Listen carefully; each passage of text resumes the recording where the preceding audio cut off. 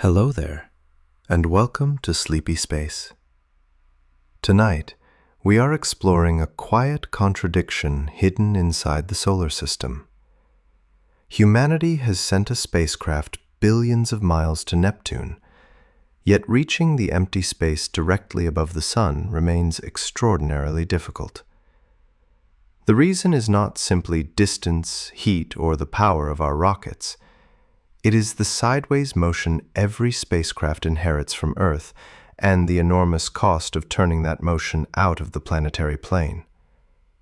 Over the next 2 hours, we will follow the natural path to Neptune, uncover the delta V wall surrounding the Sun's poles, and explore the unusual journeys that may finally give us a lasting view from above. Before we begin, tell us where you are listening from and what time it is there. And if you enjoy these quiet journeys through space, a like and a subscription help Sleepy Space continue making them. Now settle in, let your breathing slow, and let the day gently fade away. Let's begin. Neptune is so far from Earth that sunlight takes more than 4 hours to reach it.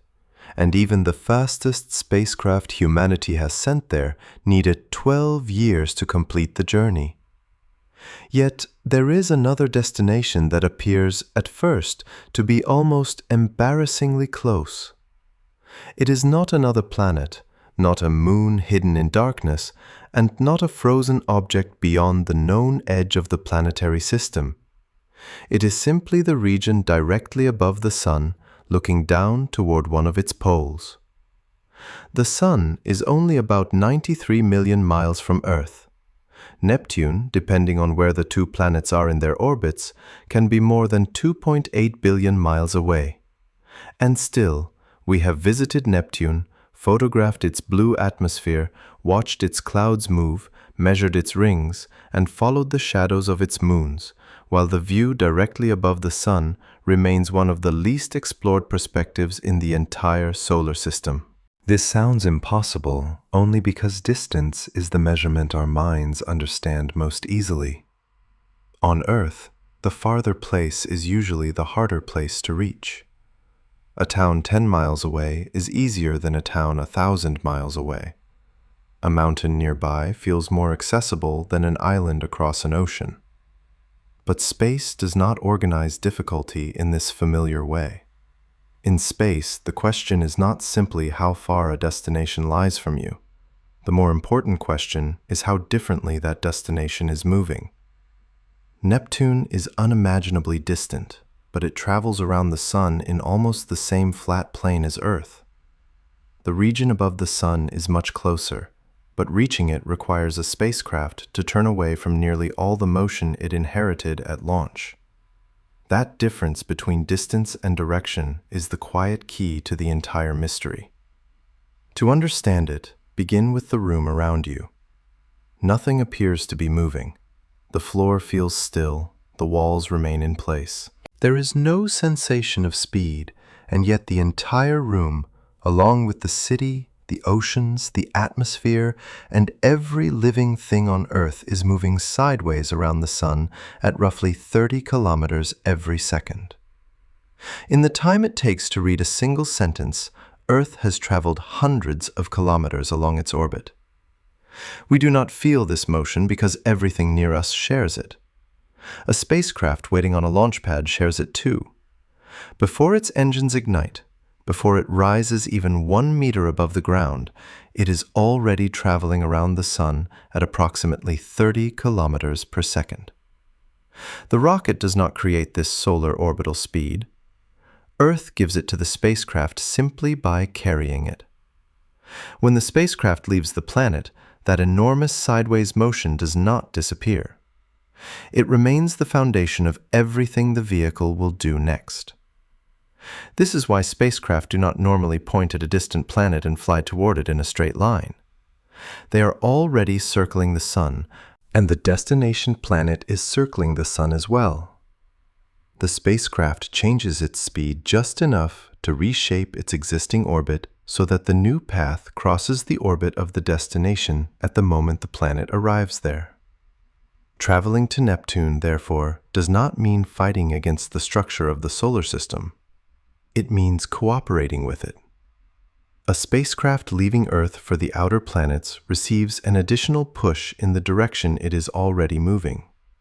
This widens its orbit around the Sun, stretching a near circle into an enormous ellipse whose outer edge can reach Jupiter, Saturn, Uranus, or Neptune. Once the spacecraft has been placed on that path, the Sun's gravity guides most of the journey. The engines may remain silent for long periods. Small corrections are still required, but the spacecraft is not continuously forcing its way across billions of miles. It is falling around the Sun along a carefully selected curve. Neptune is far away, but it lies downstream in the same broad current of orbital motion. The journey takes years because the path is long, yet the basic direction is one that nature already supports. Now imagine attempting something that appears simpler, leaving Earth and traveling straight upward relative to the plane of the planets. There is no universal up in space, of course.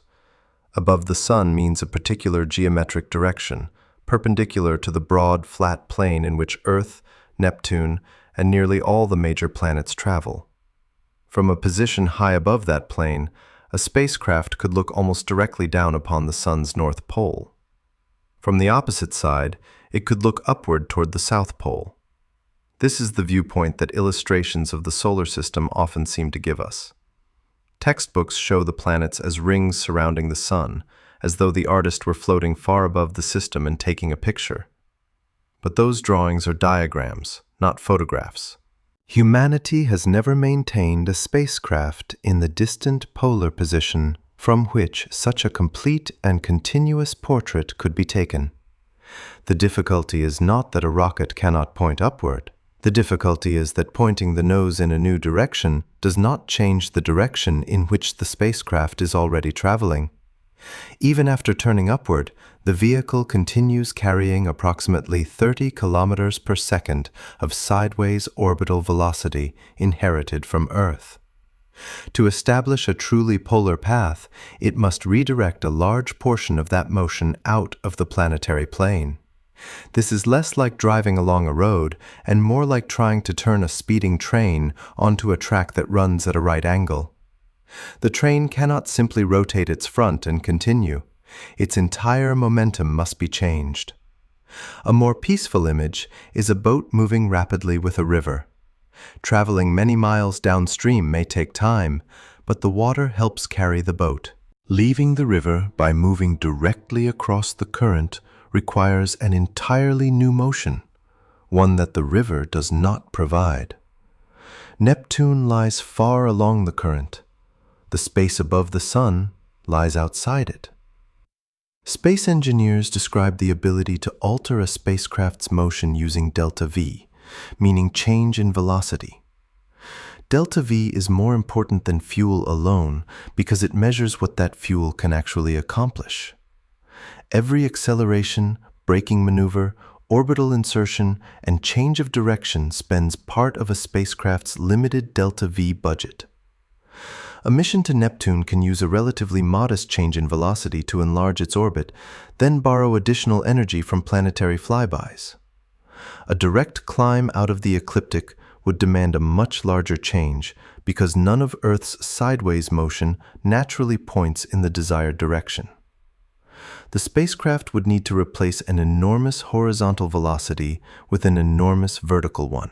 Chemical rockets can produce remarkable power for a short time, but the rocket equation imposes a severe penalty. More fuel adds more mass, which requires still more fuel to accelerate, which adds still more mass again. The difficulty grows much faster than the destination's apparent closeness would suggest. This is also why heat is not the complete answer. It is tempting to assume that we cannot fly above the Sun because the Sun would burn or destroy any spacecraft that tried. Thermal protection is certainly important near the Sun, but a polar observer would not have to hover just above the visible surface. It could remain tens of millions of miles away and still gain a far better view of the poles than any telescope near Earth. The polar regions are difficult to observe, mainly because Earth sees the Sun from near its equatorial plane. From here, the poles appear compressed against the curved edge of the solar disk, their structures overlapping and hiding one another. Moving to a high solar latitude would reveal them directly. But attaining that latitude is an orbital problem before it is a thermal one. There is one important truth hiding inside the title of this journey. Flying above the Sun is not absolutely impossible. The Ulysses spacecraft reached extremely high solar latitudes and passed over both polar regions during its long mission. But Ulysses did not travel straight upward from Earth. It first flew outward to Jupiter, using the giant planet's gravity to bend its orbit sharply away from the planetary plane. To reach a viewpoint above the nearby Sun, the spacecraft had to make a vast detour toward the outer solar system. Even then, it did not stop above one pole. It swept through the high latitudes along a large orbit, briefly gaining the perspective scientists needed before continuing onward. Ulysses proved that the barrier could be crossed, but it also revealed how indirect the crossing had to be. So when we say that humanity can reach Neptune but cannot fly above the Sun, the deeper meaning is not that one destination is possible and the other is forbidden. It means that Neptune can be reached through the ordinary architecture of planetary travel, while a sustained polar view of the Sun requires rare alignments, planetary detours, years of orbital reshaping, or propulsion systems more capable than those used for most missions. Neptune is farther in miles. The Sun's polar sky is farther in velocity. One asks a spacecraft to continue along the ancient flow of the solar system. The other asks it to turn away from that flow and enter a direction almost nothing large has occupied since the planets formed. The strange ranking of these two destinations is therefore not a failure of engineering. It is the consequence of the shape of our home.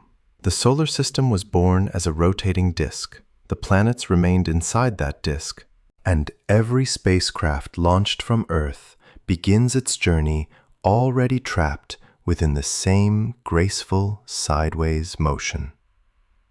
Before we can understand why escaping that motion is so expensive, we must first see the solar system not as a collection of worlds scattered through empty space, but as a thin, slowly turning structure with a natural road running outward toward Neptune and an almost untraveled emptiness waiting silently above and below the Sun.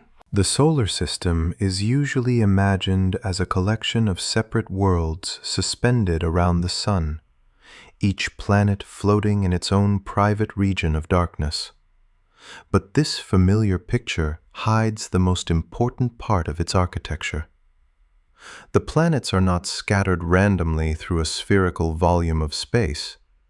They are arranged inside a broad, remarkably thin, rotating disk. Mercury, Venus, Earth, Mars, Jupiter, Saturn, Uranus, and Neptune all travel around the Sun in nearly the same direction and almost the same plane, as though each world had been placed upon a different circular lane of one enormous, slowly turning track. The distances between those lanes are immense, and the outermost planets can rise slightly above or below the average plane as they move. But from a sufficiently distant perspective, the entire planetary system would appear astonishingly flat. This flatness is not a coincidence, and it is not simply a convenient way for astronomers to draw the planets on a page. It is the surviving shape of the cloud from which the Sun and planets formed more than 4.5 billion years ago, long before Neptune became a blue world at the edge of the planetary system, and long before Earth possessed oceans or a solid surface. The material that would become the solar system existed as part of a vast, cold cloud of gas and microscopic dust. That cloud was not perfectly still. No natural cloud in space is. different regions moved in slightly different directions, stirred by turbulence, nearby stars, magnetic fields, and perhaps the distant effects of stellar explosions. Across the cloud as a whole, these countless small motions produced a slight net rotation. At first, the rotation may have been almost unnoticeable, but gravity slowly drew the cloud inward. As its material contracted toward a common center, the rotation became faster, for the same reason a spinning skater turns more rapidly when drawing in their arms. The principle behind this is the conservation of angular momentum. A rotating system cannot simply lose its turning motion without transferring that motion somewhere else. As the cloud became smaller, its rotation had to become more pronounced. Gravity continued pulling matter inward from every direction, yet the collapsing material did not behave in the same way along every axis. Gas and dust falling toward the center frequently collided. Motions that carried particles upward or downward relative to the cloud's average rotation tended to cancel during those collisions. One particle moving slightly upward could meet another moving slightly downward, converting part of their organized motion into heat. But their shared motion around the central axis did not cancel as easily because most of the material was traveling in the same general rotational direction. Over time, random motion diminished while the common circular motion remained. The original cloud grew thinner. What had once occupied a roughly three-dimensional volume gradually settled into a rotating disk. At the center, where pressure and temperature climbed to extraordinary levels, the young sun began to form. Around it stretched a wide disk of leftover gas, ice, rock, metals, and fine dust, all orbiting in the same general direction. This was the protoplanetary disk, the structure from which the planets emerged. Close to the growing sun, temperatures were too high for common ices to remain solid, so the available building material consisted mostly of rock and metal. Small grains collided, joined together, and became larger bodies. Some grew into the rocky planets of the inner solar system. Farther out, beyond the region where water and other volatile substances could freeze, far more solid material was available. Growing planetary cores became massive enough to gather large envelopes of hydrogen and helium, producing Jupiter and Saturn, while Uranus and Neptune formed with greater proportions of water, ammonia, methane, and heavier material beneath their atmospheres. Although the planets developed different sizes, compositions, moons, and histories, they all inherited the basic motion of the disk. They traveled around the sun in the same direction because the material that made them had already been traveling that way. They remained close to the same plane because the disk in which they formed had already become flat. The original gas has largely disappeared, swept away by solar radiation, the young sun's wind, accretion into planets, and the long evolution of the system. But its geometry remains written into the orbits of the surviving worlds. Astronomers describe Earth's orbital plane as the ecliptic. From the surface of Earth, this plane appears projected across the sky as an invisible, curved path. The sun seems to move along it over the course of a year. The moon remains close to it, though its orbit is tilted by a little more than 5 degrees. The planets also appear near this same band. This is why Venus, Jupiter, Saturn, and Mars never wander through every possible region of the sky. They remain near the zodiac because their real paths through space remain close to Earth's orbital plane. A person watching several planets over many nights is, without necessarily realizing it, seeing the solar system's flatness from inside the disk. The ecliptic is useful because observations are made from Earth, but it is not the only plane astronomers use. A more physically complete reference is called the invariable plane, determined by the combined angular momentum of the major bodies in the solar system. Because Jupiter contains more than twice the mass of all the other planets combined and carries a large share of the planetary angular momentum, its orbit strongly influences this average plane. Earth's ecliptic is tilted only about 1.5 degrees relative to it, so the two are close enough that ordinary diagrams often treat them as nearly the same. The individual planets do not lie perfectly within either plane. Mercury's orbit is tilted by about 7 degrees relative to the ecliptic. Venus is tilted by a little more than 3 degrees. Mars is tilted by less than 2. Jupiter, Saturn, Uranus, and Neptune all remain within only a few degrees of the shared planetary plane. Neptune's orbital inclination is approximately 1.8 degrees. That small number is one of the quiet reasons it can be reached. Although Neptune lies billions of miles away, it does not sit far above or below the route already followed by Earth. A spacecraft traveling outward can meet Neptune without rotating its orbit into a radically different orientation.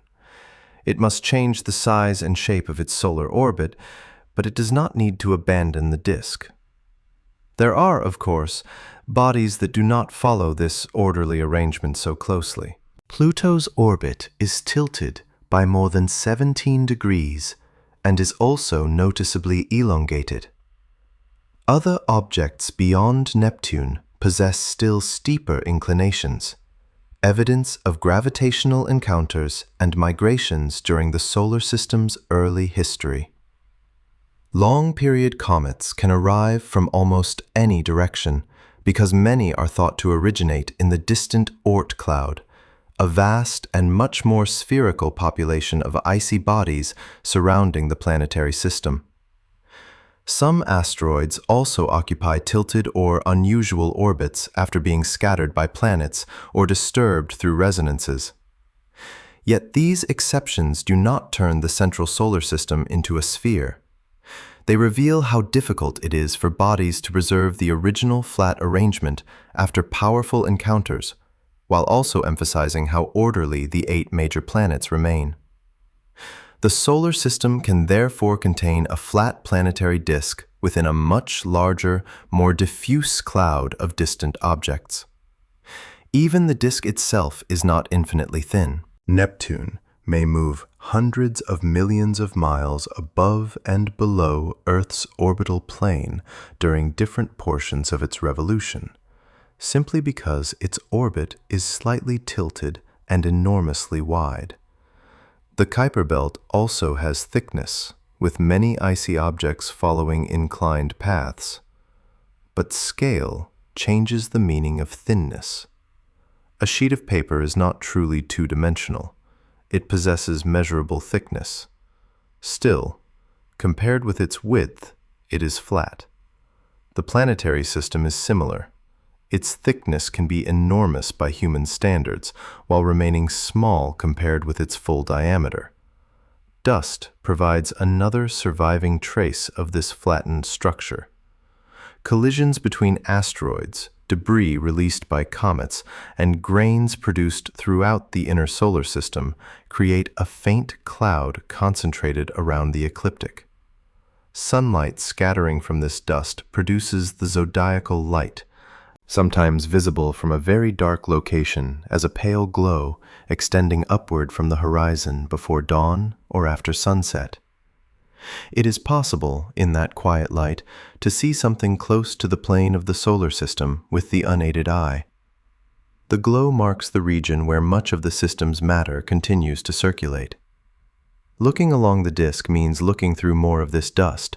Looking away from it, toward the directions above or below the planetary plane, means looking through less. Those vertical directions are not filled with another hidden row of planets. They open into comparatively empty space. The Sun itself also turns, but its rotational equator does not align perfectly with Earth's orbit. Its axis is tilted by a little more than 7 degrees relative to the ecliptic. This means the direction directly above a solar pole is not exactly the same as the direction directly above Earth's orbital plane, though both require a spacecraft to reach a very high inclination. From Earth, we view the Sun from close to the plane of its equator, gaining only a slightly changing angle toward its poles as our planet completes each orbit. We see the equatorial and middle latitudes clearly, while the polar surfaces remain compressed near the apparent upper and lower edges of the solar disk. The flatness that made planets possible also placed nearly every natural viewing platform in the least useful orientation for observing those poles directly. Earth, Neptune, and the other planets are not merely located inside the disk, they are moving as parts of it. Their orbital velocities are the living continuation of the ancient cloud's rotation. A spacecraft launched from Earth joins this existing motion automatically.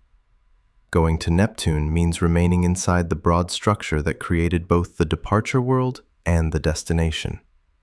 Going above the Sun means trying to rotate away from that structure, crossing the direction in which the original cloud became thin, and where the mature solar system placed almost no large worlds to serve as convenient stepping stones. The disk is therefore more than a shape. It is a map of where matter gathered, a record of how the system formed, and a guide to the directions in which travel is easiest. Neptune occupies a distant lane of the same ancient current that carries Earth. The sky above the Sun lies across that current, and every spacecraft begins its journey already moving with the disk, carrying a sideways speed so great that changing its direction will prove far more demanding than simply allowing it to travel outward. A spacecraft resting on Earth does not look like an object moving at extraordinary speed. It may stand for days inside an assembly building, travel slowly toward a launch pad, and wait motionless beneath the open sky while engineers complete their final checks. Nothing about the scene suggests that the vehicle is already crossing space faster than any rocket engine could easily make it travel. Yet before the countdown begins, the spacecraft is moving around the Sun at nearly 30 kilometers per second. Every second it travels roughly the length of a large city. Every minute, it is carried about 1,800 kilometers farther along Earth's orbit. In a single hour, it moves more than 100,000 kilometers through space without burning a drop of its own fuel. The launch pad moves with it. The atmosphere moves with it. The oceans, mountains, satellites, and the moon move with it. The speed remains hidden because everything nearby shares the same motion, leaving no local wind or vibration to reveal it. Speed is never meaningful by itself. It must always be measured relative to something else. Relative to the launch pad, the spacecraft may be standing still. Relative to Earth's center, it also remains almost still, apart from the smaller motion created by Earth's rotation. Relative to the Sun, however, it is already a fast-moving interplanetary object following a curved path nearly 300 million kilometers long around the star. These different descriptions are all correct at the same time. They simply use different reference frames. This is one of the first habits that spaceflight requires from the imagination. An object can be stationary in one frame and racing through space in another. And when a mission leaves Earth, none of those motions is automatically erased. Consider a passenger sitting quietly inside a smoothly moving train. Relative to the seat, the passenger is at rest. Relative to the ground, the passenger shares the train's speed. If the passenger gently tosses a ball forward, someone inside the carriage sees only the speed of the throw. Someone standing outside sees the ball moving with the speed of the train plus the speed of the throw. A rocket launching from Earth behaves in a similar way, although the geometry is curved and the speeds are far greater. Its engines add velocity relative to Earth, but the rocket continues carrying Earth's velocity around the Sun. Launch does not place the spacecraft into a universal state of rest. There is no universal platform in space from which all movement begins. The spacecraft departs from a moving planet and therefore begins with the planet's motion already included. Earth's average orbital speed is about 29.8 kilometers per second. It varies slightly because Earth follows a mildly elliptical orbit, moving a little faster when closer to the Sun and a little slower when farther away. But 30 kilometers per second is the quiet inheritance shared by every object on the planet. Earth's daily rotation adds another, much smaller contribution. At the equator, the surface rotates eastward at about 0.46 kilometers per second. This is why many rockets launch eastward from sites located as close to the equator as geography and safety permit. By launching in the same direction as Earth's rotation, the rocket receives a small initial advantage. That boost is valuable, but it is minor compared with the much larger solar orbital velocity that Earth gives to everything on its surface. The first visible portion of launch is mostly concerned with escaping the immediate hold of Earth. The rocket rises through the atmosphere, but rising is not enough to remain in space. If the engines simply carried the vehicle upward and then stopped, gravity would eventually pull it back. To enter low Earth orbit, the rocket must gain a large sideways velocity, roughly 7.8 kilometers per second relative to Earth. At that speed, the spacecraft continually falls toward the planet while the curved surface falls away beneath it. Orbit is not the absence of gravity. It is an endless fall that keeps missing the ground. From the Earth-centered frame, this newly acquired sideways speed is the dominant motion. From the Sun-centered frame, it is only an additional vector placed on top of the 30 kilometers per second the spacecraft already shares with Earth. Depending on which direction the spacecraft is moving around Earth at a particular moment, its solar speed may become slightly greater than Earth's, slightly smaller, or pointed at a somewhat different angle. Mission planners choose the departure time and direction carefully so that the spacecraft leaves Earth with precisely the heliocentric motion required for the next stage of its journey. This is why launch windows exist. Mars, Jupiter, and Neptune are not stationary targets waiting at fixed points on a map. They are moving worlds, and Earth is moving as well. A spacecraft must leave on a trajectory that will intersect the destination's future position, sometimes months or years later. Missing the proper date is not like leaving for an airport 10 minutes late. The geometry may no longer work, and the next practical opportunity can require waiting months or even years. The rocket is not only providing speed, it is adjusting a motion that already exists, so the spacecraft's new orbit will meet another moving orbit at the correct moment. Once the spacecraft escapes Earth's gravitational region, it does not suddenly become free of all orbital motion. The Sun becomes the main body controlling its path, and the vehicle continues around the Sun on an orbit closely related to Earth's. If the departure burn adds speed in the same direction Earth is traveling, the spacecraft gains solar orbital energy. Its path expands outward, with the distant portion of the orbit reaching toward Mars, Jupiter, or beyond. If the burn reduces its speed around the Sun, the spacecraft loses orbital energy and falls inward toward Venus or Mercury. The language can be confusing because reaching the inner solar system often begins by slowing down rather than speeding up. A spacecraft sent toward the Sun must remove some of the sideways velocity keeping it near Earth's distance. A spacecraft sent toward Neptune usually adds to that velocity, so its orbit stretches far beyond Earth. In both cases, the 30 kilometers per second inherited from Earth forms the starting point. The engines modify it, they do not replace it. This inheritance explains why a spacecraft can cross billions of kilometers without carrying enough fuel to produce billions of kilometers of continuous powered flight. After departure, the engines may remain off for weeks or months. The spacecraft coasts, but coasting does not mean it has stopped. It moves through the gravitational landscape created by the Sun and planets, exchanging kinetic and gravitational potential energy as its distance changes. The original launch energy, Earth's orbital motion, and any later planetary flybys continue shaping the path. The journey is closer to releasing a stone onto a carefully chosen curve than driving a vehicle across a level road. Once the curve is established, gravity provides the bending, time provides the distance, precision replaces continuous thrust. The same inherited motion that makes journeys to the planets possible also limits the directions that are easy to reach.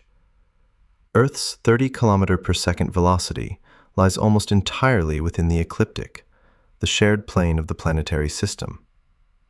A spacecraft departing Earth therefore begins with an enormous amount of useful motion for destinations such as Neptune, which travels close to that same plane and in the same direction around the Sun. Even before the rocket adds anything, the spacecraft is already moving broadly the correct way. It needs to reshape and enlarge its orbit, but it does not need to invent an entirely new direction of travel. The inherited velocity becomes an asset. For a high polar journey above the Sun, that same velocity becomes the central difficulty. A spacecraft can turn its body with small attitude control thrusters. It can rotate a camera toward the solar pole or point an antenna back toward Earth. But rotating the spacecraft is not the same as rotating its orbit. The vehicle may point upward while its entire mass continues traveling sideways at tens of kilometers per second. Changing the orientation of the orbit requires changing the velocity vector itself. Every component of the spacecraft's motion must be considered. The sideways component cannot be ignored simply because the destination lies elsewhere. If no force removes or redirects it, the spacecraft continues sweeping around the Sun in nearly the same plane as Earth. This can feel strange because ordinary vehicles usually point in the direction they travel. A car turns when its front wheels turn. An airplane banks and produces aerodynamic forces that curve its path. In the vacuum of space, a spacecraft's nose can face one direction while the vehicle moves in another. Without sustained thrust or an external gravitational encounter, changing its attitude changes nothing about its trajectory. Momentum preserves the old path. The spacecraft must push against its own inertia by expelling propellant or allow the gravity of a planet to bend the motion for it. There is another subtle point hidden in the phrase 30 kilometers per second. A mission does not normally need to cancel all of this speed to leave the ecliptic, then accelerate from rest in a vertical direction. Orbital changes are vector operations, and the actual requirement depends on where the maneuver occurs, the desired inclination, the speed at that point, and whether gravity assists or other propulsion methods are available. But the central intuition remains true. A large plane change requires a large redirection of a velocity that was already large. The faster the spacecraft is moving at the place where the plane change is attempted, the more expensive the turn becomes. A small adjustment of a few degrees may be manageable. A turn approaching a polar orientation is severe. The motion gifted freely by Earth cannot simply be exchanged for vertical motion without paying for the change in some form. Nature does not charge money, but it demands energy, propellant, time, or a carefully arranged encounter with another world. This is the deeper meaning of orbital inheritance. Earth gives every spacecraft a magnificent beginning, but not a neutral one. The vehicle begins inside a moving system, already committed to a direction established billions of years before rockets existed. For journeys within the planetary disk, that commitment is helpful. It carries spacecraft toward worlds so distant that their light requires hours to return. For journeys above or below the disk, it is a current that must be crossed. The engines seen blazing during launch are therefore not creating motion from nothing. They are making precise changes to motion already present, adding one velocity to another until the final path becomes possible. And when a spacecraft leaves Earth for Neptune, the most important part of its speed may be the part no engine aboard the mission ever produced: the silent 30 kilometers per second that Earth had been carrying all along. A spacecraft does not reach Neptune by pointing toward the blue planet and keeping its engines running until it arrives. If a mission attempted to travel that way, it would need to carry an impossible quantity of propellant, and Neptune would have moved far from the original aiming point long before the spacecraft crossed the distance. The real journey is quieter and far more elegant. The spacecraft leaves Earth at one carefully chosen moment, receives a limited push, and enters a new orbit around the Sun. From then on, it does not chase Neptune across a fixed map. It follows a curved path, calculated to meet Neptune years later at the single place where the orbit of the spacecraft and the orbit of the planet will intersect. The difference is important. Neptune is not a destination sitting at the edge of the solar system. It is a moving world, traveling around the Sun at more than 5 kilometers per second. During the 12 years Voyager 2 spent reaching it, Neptune moved billions of kilometers along its own orbit. The spacecraft, therefore, had to be aimed not at where Neptune was in 1977, but at where it would be in August 1989. This is the basic geometry behind every interplanetary mission. Rockets do not simply cross distance, they arrange future meetings between objects already in motion. Neptune travels at an average distance of about 30 astronomical units from the Sun, meaning it is roughly 30 times farther from the Sun than Earth is. Its orbit is so large that one Neptunian year lasts almost 165 Earth years. Sunlight reaching Earth in about 8 minutes requires more than 4 hours to reach Neptune. At that distance, the Sun no longer appears as the large, commanding object familiar from Earth's sky. Its light is about 900 times weaker, and a spacecraft looking back toward the inner solar system sees the home it left as a remote region gathered close to a bright central point. Yet the journey between Earth and Neptune is not made through continuous powered flight. It begins by changing the spacecraft's solar orbit. While still near Earth, the launch vehicle and upper stages accelerate the spacecraft until it escapes Earth's immediate gravitational control with the required direction and speed. The spacecraft already shares Earth's motion around the Sun. The departure burn adds to that motion, increasing its solar orbital energy. Its path then expands outward. A spacecraft that began on a path similar to Earth's nearly circular orbit now follows a much larger ellipse, with its closest region near the inner solar system and its farthest region extending toward the orbits of the outer planets. In the simplest theoretical version, mission planners could use a Hohmann transfer, an energy-efficient ellipse connecting Earth's orbit with Neptune's orbit. But efficiency in fuel would be purchased with time. A basic Hohmann-like journey to Neptune would take roughly 3 decades, depending on the assumptions used. That is too long for many practical missions. Instruments age, power systems weaken, teams change, funding must survive across generations of scientists and engineers. A mission can travel faster by leaving Earth with greater energy, but that requires a more capable launch vehicle and reduces the amount of scientific equipment that can be carried. Every mission, therefore, searches for a balance among launch mass, travel time, available power, cost, and the scientific work expected at the destination. Voyager 2 found another path by using the planets themselves. Its journey became possible because the outer planets were entering a rare arrangement in which a spacecraft could fly past one world and be redirected toward the next. Jupiter, Saturn, Uranus, and Neptune occupied positions that created a long gravitational corridor through the outer solar system. Similar arrangements occur only about once every 175 years. The planets were not lined up in a perfectly straight row as simplified drawings sometimes suggest. They were distributed along their separate orbits in a pattern that allowed each encounter to prepare the spacecraft for the encounter that followed.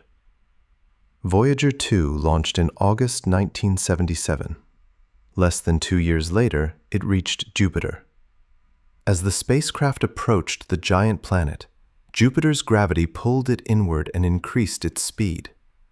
Voyager 2 curved around the planet rather than falling into it, and because Jupiter itself was moving around the Sun, the encounter changed the spacecraft's solar velocity.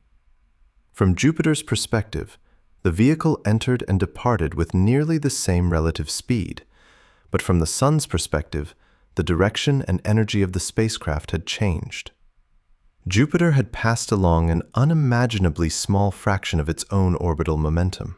The planet's motion was altered by an amount far too small to measure, while the lightweight spacecraft received a powerful change in trajectory. This gravity assist sent Voyager 2 towards Saturn without requiring the vehicle to carry the fuel that an equivalent engine maneuver would have consumed. Saturn then performed the same broad service in 1981, bending the spacecraft's path onward toward Uranus. The geometry of each flyby had to satisfy several demands at once. The spacecraft needed to pass close enough to the planet to receive a useful gravitational turn, remain far enough away to avoid unacceptable risk, aim its instruments toward important moons and atmospheric features, and leave along a path that would cross the next planet's orbit at the correct time.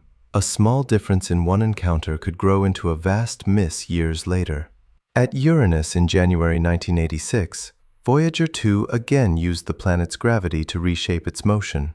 By then, the spacecraft had been traveling for more than 8 years. Its radio signal had become faint. Its commands required hours to cross space, and the sunlight around it had weakened to a small fraction of what reaches Earth. Yet the trajectory designed years earlier continued to unfold. Uranus redirected Voyager 2 toward Neptune, more than 1.5 billion kilometers farther outward. The spacecraft then coasted for another 3.5 years before reaching its final planetary encounter. Coasting did not mean drifting without control. Navigators on Earth repeatedly measured the spacecraft's position and velocity using radio signals received by large antennas. Tiny changes in signal frequency revealed motion along the line of sight through the Doppler effect. The timing of radio transmissions helped determine distance. Optical navigation images showed the apparent positions of planets and moons against distant background objects. These measurements were combined with models of gravity, planetary motion, and spacecraft behavior to estimate where Voyager 2 was and where it would be months or years later. When necessary, the spacecraft fired small thrusters to perform trajectory correction maneuvers. These burns were modest compared with the launch and planetary flybys, but their timing made them powerful. A tiny correction made early could shift the future encounter point by thousands of kilometers. The journey to Neptune was therefore not a blind fall into the outer darkness. It was a long sequence of predictions, measurements, and delicate corrections, each one preserving a meeting scheduled more than a decade after launch. The spacecraft also had to survive independently. At Neptune, sunlight was far too weak for the practical solar panel technology available to Voyager. Its electricity came from radioisotope thermoelectric generators, which converted heat from the natural decay of plutonium-238 into electrical power. The available power slowly declined over time, forcing engineers to manage instruments carefully.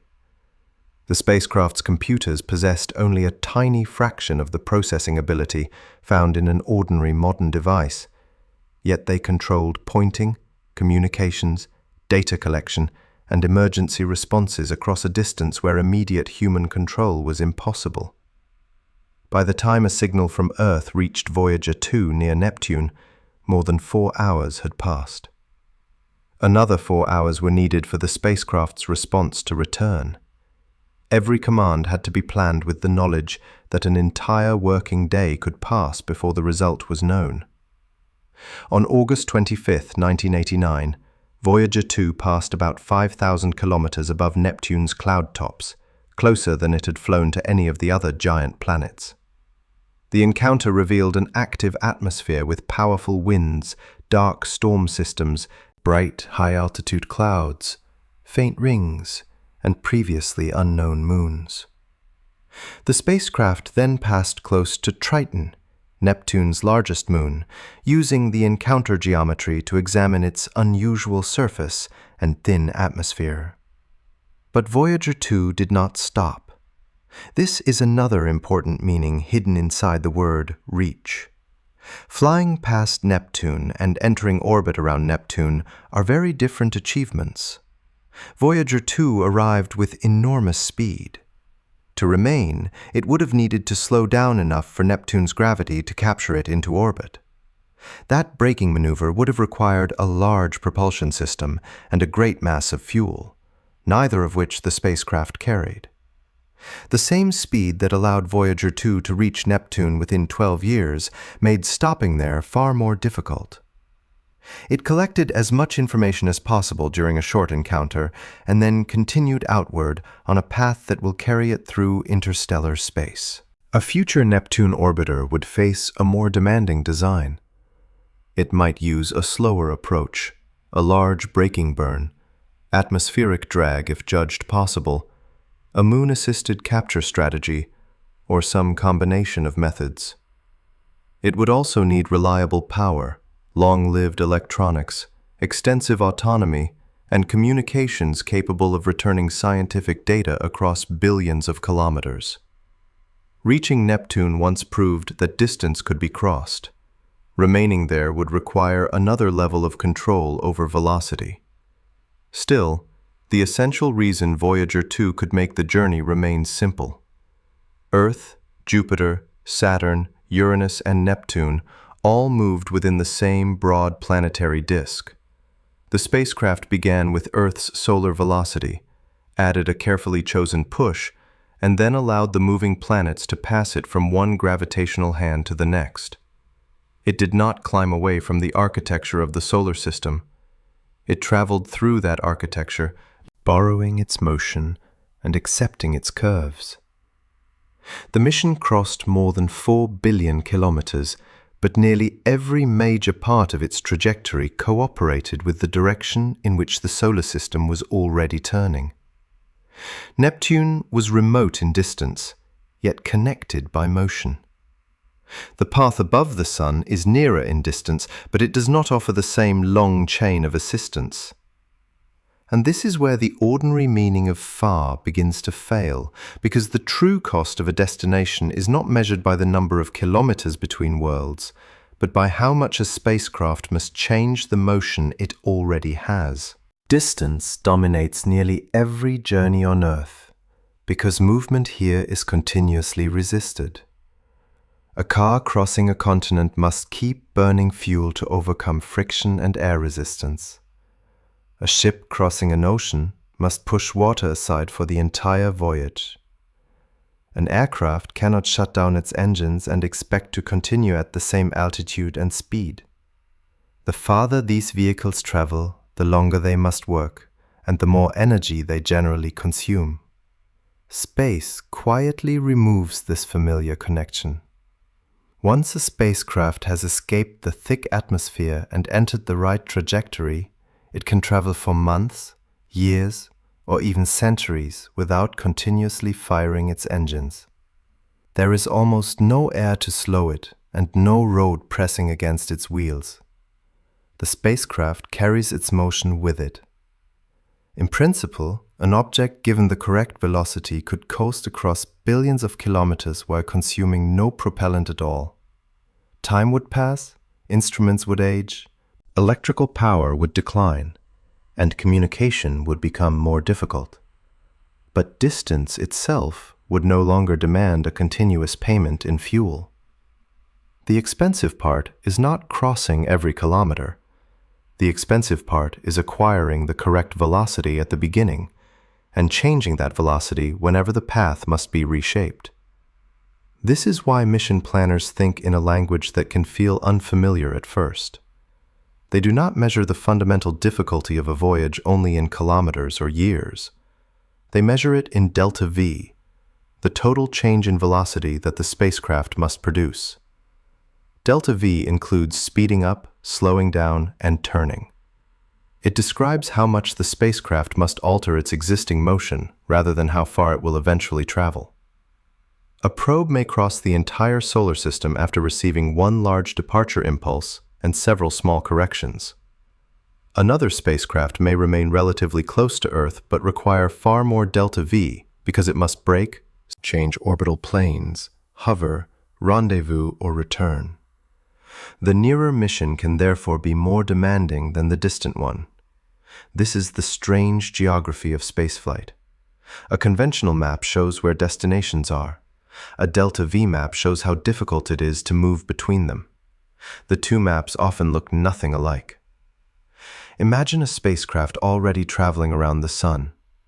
Its velocity can be represented by an arrow.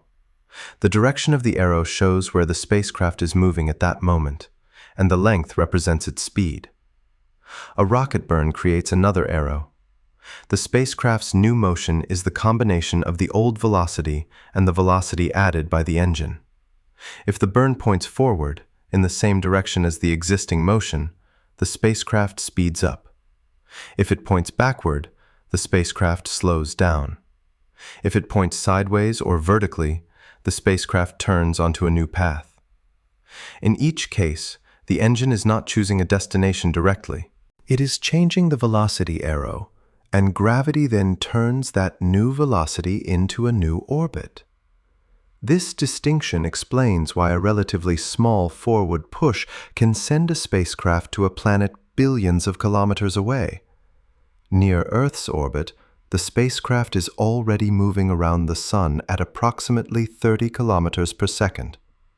Adding a smaller amount in the forward direction increases its orbital energy. The spacecraft begins climbing away from the Sun, trading some of its speed for gravitational potential energy as it moves outward. Its orbit stretches into a large ellipse. If the outer end of that ellipse reaches Neptune's path at the correct time, the spacecraft can encounter Neptune without firing its engines throughout the intervening billions of kilometers. The Sun's gravity continuously bends the trajectory, and inertia carries the spacecraft along it. The long distance is filled by coasting. The fuel was spent to create the path, not to occupy every point along it. Slowing down can be equally powerful. A spacecraft near Earth that fires backward reduces the sideways speed, preventing it from falling inward. Its new orbit descends closer to the Sun.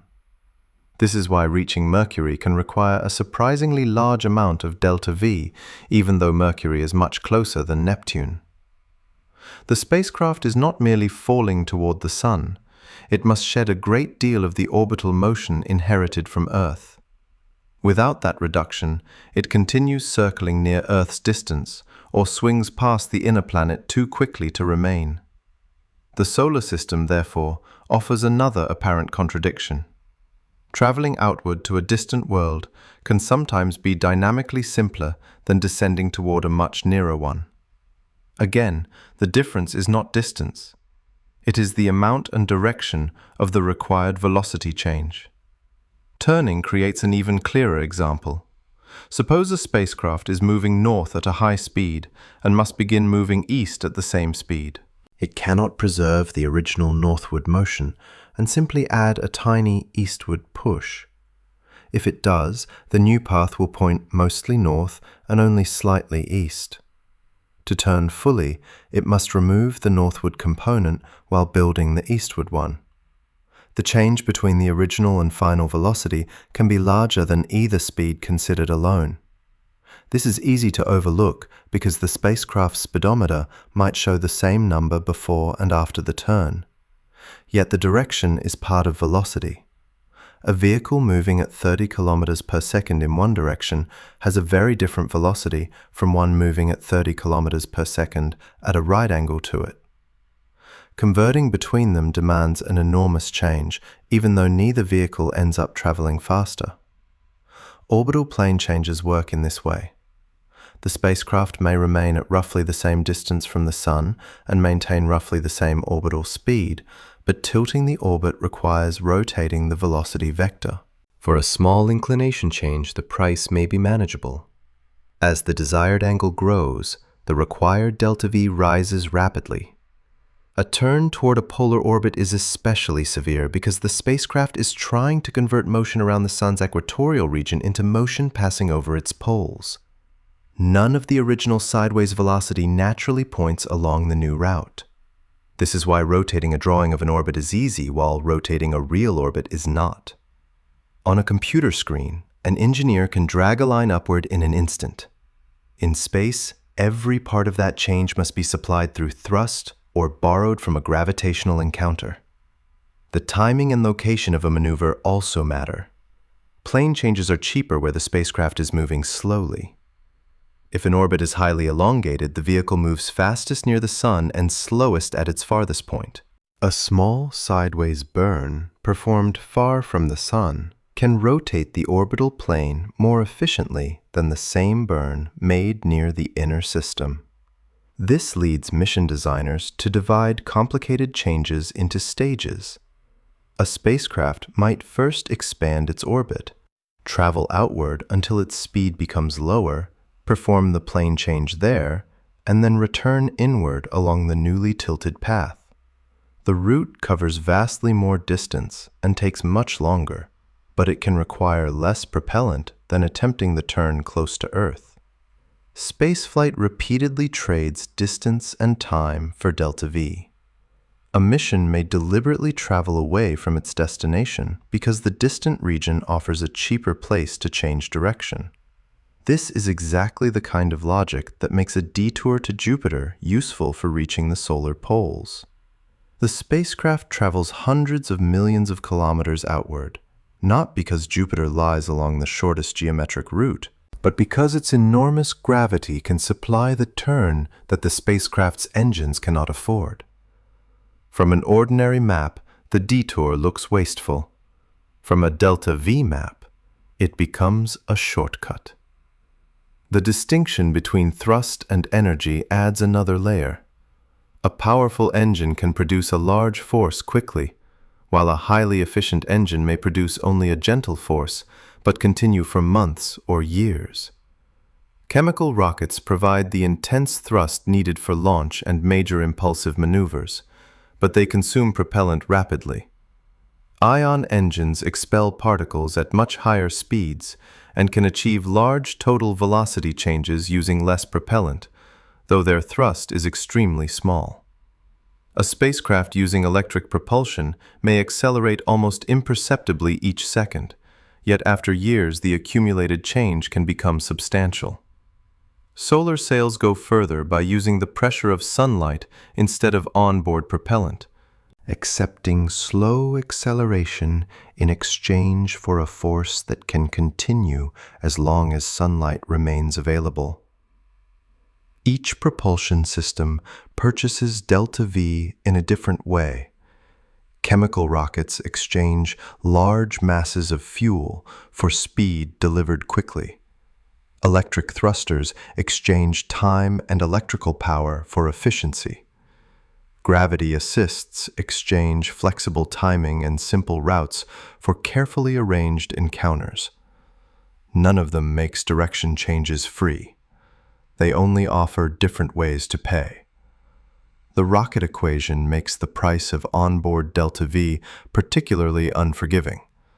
A spacecraft must carry propellant to accelerate itself, but it must also accelerate the unburned propellant it will use later. Adding fuel increases mass, and the heavier vehicle then needs more fuel to achieve the same change in velocity. As the required delta V rises, the propellant requirement does not increase gently. It grows exponentially. Eventually, nearly the entire vehicle would need to be fuel, leaving too little mass for tanks, engines, antennas, power systems, shielding, computers, and scientific instruments. This is why engineers cannot solve every difficult trajectory by simply building a somewhat larger tank. A few extra kilometers per second may transform a practical spacecraft into a launch vehicle too massive to leave Earth. Distance causes other costs, of course. A longer mission requires equipment that can operate for decades. Signals weaken with distance. Commands and responses are delayed by hours.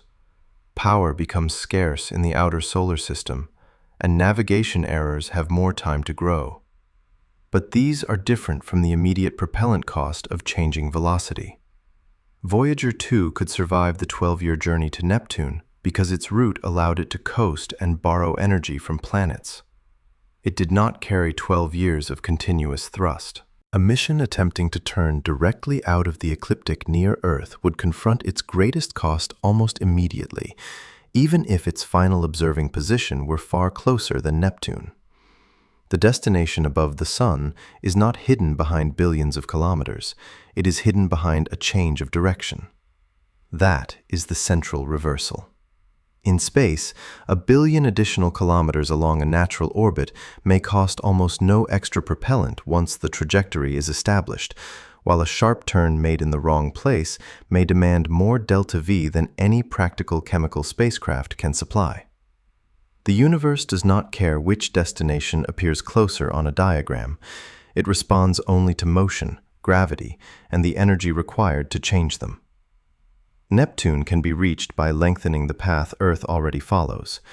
The region above the Sun requires that path to be tilted almost onto its side, and when the numbers for that turn are finally examined, the quiet difficulty becomes a wall measured not in distance, but in tens of kilometers per second. A turn of 90 degrees looks harmless when drawn on paper. One line travels from left to right, another rises vertically, and a small curved arrow connects them. Nothing in the drawing reveals the cost. The spacecraft appears to leave the planetary plane as easily as a car turning at an intersection. But a spacecraft moving around the Sun is not waiting at that intersection. It is crossing it at nearly 30 kilometers per second, carrying the momentum of Earth and the ancient rotation of the solar system. To redirect that motion into a path over the Sun's poles, the spacecraft must perform one of the most expensive maneuvers in orbital mechanics: a large change of orbital plane. The mathematics is compact, but its consequences are severe. For a pure plane change in which the spacecraft keeps the same speed while rotating its velocity by an angle, the required delta V is approximately twice the spacecraft's speed multiplied by the sine of half the turning angle. The formula matters less than what it reveals. The cost does not rise as a small correction added to the existing motion. It is determined by the geometric difference between two velocity vectors. If a spacecraft is moving at 30 kilometers per second and turns by only 1 degree, the old and new arrows remain almost aligned, so the required change is modest. At 10 degrees, the separation is more noticeable. At 30 degrees, the maneuver already requires roughly 15.5 kilometers per second. At 60 degrees, the required change is about 30 kilometers per second, equal to the spacecraft's entire original solar orbital speed. At 90 degrees, the requirement becomes approximately 42 kilometers per second. The spacecraft would finish with the same speed it had before the burn, but producing that turn would require a change larger than its starting speed.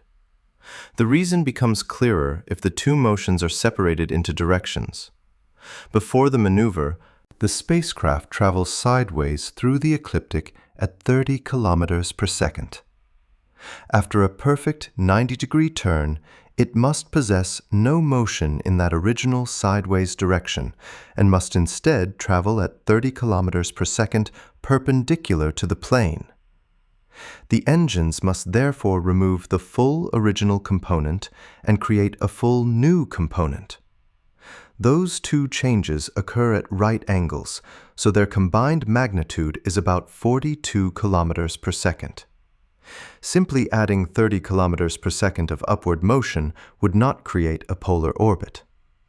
The spacecraft would still retain its original 30 kilometers per second sideways, leaving it on a path inclined by only about 45 degrees. To reach a truly vertical orientation, the horizontal component must also be cancelled. This is the part that ordinary intuition tends to miss. A spacecraft cannot ignore velocity merely because it no longer wants to travel in that direction. Momentum continues until a force changes it. The situation is slightly more complicated for the real Sun because its rotational axis is tilted by about 7.25 degrees relative to the ecliptic. A path over the Sun's poles does not always require an exact 90-degree turn from Earth's orbital plane. Depending on the orientation of the orbit, the required inclination may be somewhat less or somewhat more. But the difference does not rescue a direct mission. A turn of roughly 83 degrees made near Earth's orbital distance would still require close to 40 kilometers per second of delta V. That number is not merely larger than the budget of an ordinary interplanetary probe. It belongs to an entirely different scale of mission. Reaching low Earth orbit from the ground already consumes roughly 9 to 10 kilometers per second of effective delta V once gravity and atmospheric losses are included. Escaping from low Earth orbit requires several kilometers per second more. These achievements demand launch vehicles consisting mostly of propellant, with large stages discarded as their tanks empty. Asking the spacecraft to perform another maneuver approaching 40 kilometers per second after leaving Earth would overwhelm the architecture of chemical rocketry. It is tempting to answer by adding more fuel, but rockets must accelerate their fuel along with everything else. The fuel reserved for the final part of a burn must first be carried and accelerated during the earlier part.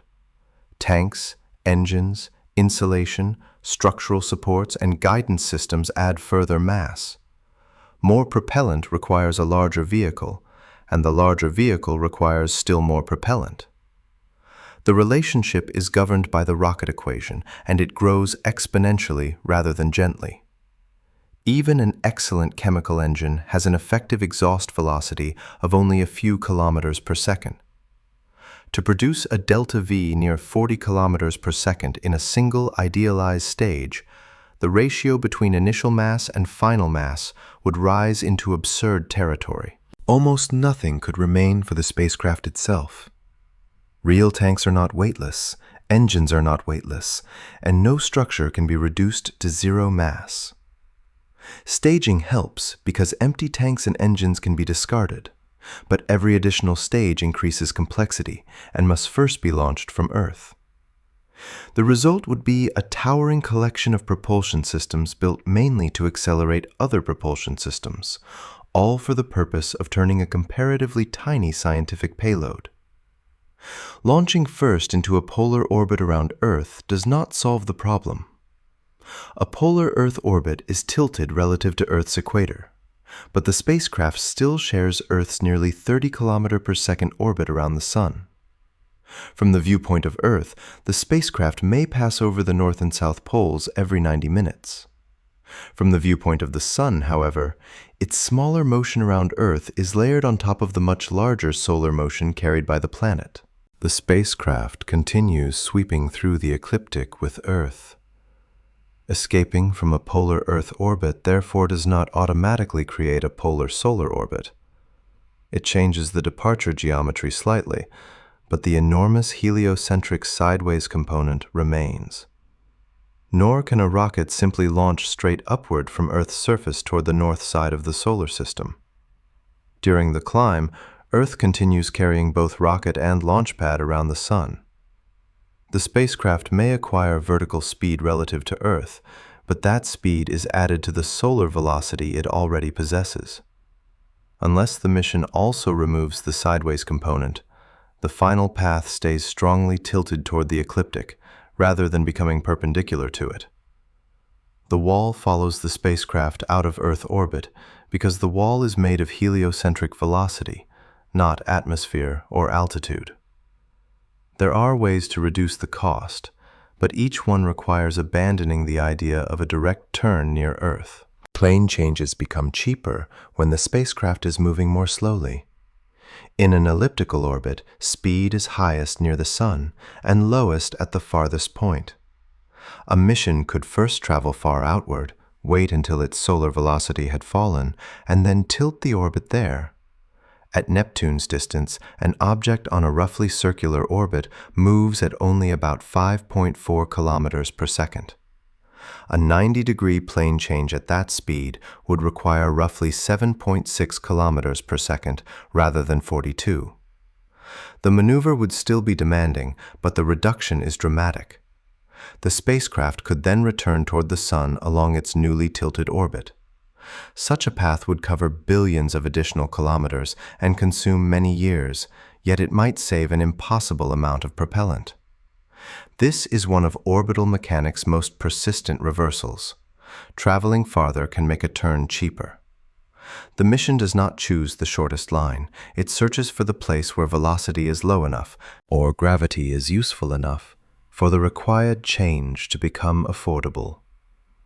A planetary flyby can provide an even greater advantage because a planet can bend the spacecraft's velocity without demanding that the spacecraft carry the equivalent propellant. Jupiter is especially valuable. Its enormous mass creates a deep gravitational field, and its motion around the Sun allows a carefully aimed spacecraft to exchange direction and energy during the encounter. The spacecraft falls toward Jupiter, accelerates, curves around the planet, and departs along a new path. Relative to Jupiter, the encounter mainly redirects the motion. Relative to the Sun, the spacecraft may leave with a radically different orbital inclination. The maneuver still obeys conservation of energy and momentum. Nothing is created for free. Jupiter changes by an immeasurably small amount, while the much lighter spacecraft experiences a large deflection. The price is paid through distance, time, precise navigation, and a narrow set of possible encounter geometries instead of onboard fuel. Continuous low-thrust propulsion offers another possible path. An ion engine cannot produce the sudden 40 km per second turn imagined in the simple calculation, but it can apply a very small force for years, gradually rotating and reshaping an orbit. Solar sails can also alter inclination over long periods by reflecting sunlight at carefully chosen angles. These methods spread the maneuver across time rather than attempting it all at once. Yet they still confront limits in power, thrust, spacecraft lifetime, sail size, and mission duration. They do not make the geometry disappear. They negotiate with it slowly. There is also a difference between passing over the Sun's poles and remaining directly above one pole. A high-inclination orbit naturally carries a spacecraft over the north, through the plane, over the south, and back again. It cannot remain motionless above the North Pole because the Sun's gravity would pull it inward. Hovering would require continuous thrust or a carefully designed non-Keplerian orbit supported by a sail or another propulsion system. A mission asking for an uninterrupted view from one fixed polar direction is therefore more demanding than a mission that briefly crosses high solar latitudes. The phrase, "fly above the Sun," can hide several levels of difficulty. Leaving the ecliptic, entering a polar orbit, passing over a pole, and maintaining a long-duration polar vantage are not the same task. The 90-degree delta-V wall explains why none of them begins with a simple upward launch. Near Earth, the spacecraft moves too quickly in the wrong plane for a direct turn to be practical. The same 30 kilometers per second that carries missions outward toward Neptune becomes an enormous vector that must be redirected before the solar poles can be seen clearly. The barrier is not an invisible physical surface. and no law of nature forbids crossing it. It is a wall made from arithmetic, momentum, and the exponential burden of carrying propellant. Chemical rockets can push hard, but not hard enough to purchase the turn directly while leaving a useful spacecraft at the end. To pass this wall, a mission must stop trying to overpower it. It must search for a slower place to turn, a planet large enough to bend the path, or a propulsion system patient enough to change the orbit one quiet degree at a time. Gravity assists are often described as slingshots, a word that makes the maneuver sound almost effortless. A spacecraft approaches a planet, swings around it, and is thrown toward a distant destination without using much fuel. In this simplified picture, gravity seems able to solve any problem of speed or direction. If Jupiter can help send a probe toward Neptune, it may appear that the same planet should be able to lift another probe directly above the Sun with equal ease. The physics does allow both kinds of redirection, but the geometry does not offer them equally. The planets are arranged to help travelers move through the disk far more naturally than they help travelers leave it. A gravity assist begins with an ordinary fall. As a spacecraft approaches a planet, the planet's gravity accelerates it. The vehicle moves faster, and its path curves toward the planet. After passing the point of closest approach, the spacecraft climbs away again and loses nearly the same amount of speed it gained during the descent. If the planet were motionless in space, the spacecraft would depart with almost the same speed it possessed before the encounter, only traveling in a different direction. No energy would have appeared from nowhere. The planet would have acted as a gravitational mirror, bending the path without permanently increasing the spacecraft's speed. But a planet is not motionless. It is traveling around the Sun, carrying its gravitational field with it. Jupiter moves at about 13 kilometers per second. Earth moves at nearly 30. Neptune moves more slowly, at a little over 5. When a spacecraft enters and leaves the moving gravitational field of a planet, the result depends on how its velocity combines with the planet's orbital velocity. In the planet-centered frame, the spacecraft's incoming and outgoing speeds remain nearly equal. In the Sun-centered frame, however, its speed and direction can change substantially. If the spacecraft passes behind a planet relative to the planet's direction of travel, the encounter can pull the spacecraft forward and increase its energy around the Sun. If it passes in front, the planet can slow the spacecraft and reduce its solar orbital energy. The spacecraft gains or loses a minute portion of the planet's momentum. The planet experiences the opposite change, but because it is enormously more massive, the effect on its orbit is too small to notice. Energy and momentum remain conserved. The gravity assist is not free energy. It is a carefully arranged exchange with a moving world. The amount of bending depends on several factors. A massive planet can turn a trajectory more strongly than a small one. A close passage creates a larger deflection than a distant one. A spacecraft, arriving slowly relative to the planet, spends more time under the planet's influence and can be turned more sharply than one racing past at very high speed. The lowest safe altitude is limited by the planet's atmosphere, rings, radiation environment, moons, shape, and the accuracy with which the spacecraft can be guided. An ideal calculation may allow an extremely close passage, but a real mission must preserve margins against navigation errors and unknown conditions. Jupiter offers the most powerful assists because it is the most massive planet. Yet approaching it closely means passing through an intense radiation environment and navigating among a complicated system of moons. Every useful bend is purchased with constraints. For a journey toward Neptune, the desired changes fit naturally into the architecture of the planetary system. Earth, Jupiter, Saturn, Uranus, and Neptune orbit in nearly the same plane. A spacecraft leaving Earth begins with an in-plane velocity. It approaches Jupiter along an in-plane transfer and generally needs to depart along another path that also remains near the plane. Jupiter can add solar orbital energy while turning the trajectory toward the next outer orbit. Saturn can repeat the process. Uranus can redirect the spacecraft toward Neptune. The encounters are difficult to design and must occur at exact times, but the broad motion remains compatible from beginning to end. Each planet is moving in nearly the direction from which the next useful portion of energy can be borrowed. The spacecraft follows a chain of worlds already arranged along the disk. It does not ask gravity to create an entirely new orientation. It asks gravity to lengthen and reshape a journey within the orientation the planets already share. This was the hidden advantage behind Voyager 2. The rare alignment of the outer planets created a sequence in which one flyby prepared the next. The spacecraft did not merely receive speed at each encounter. It received the correct direction to meet another moving planet years later.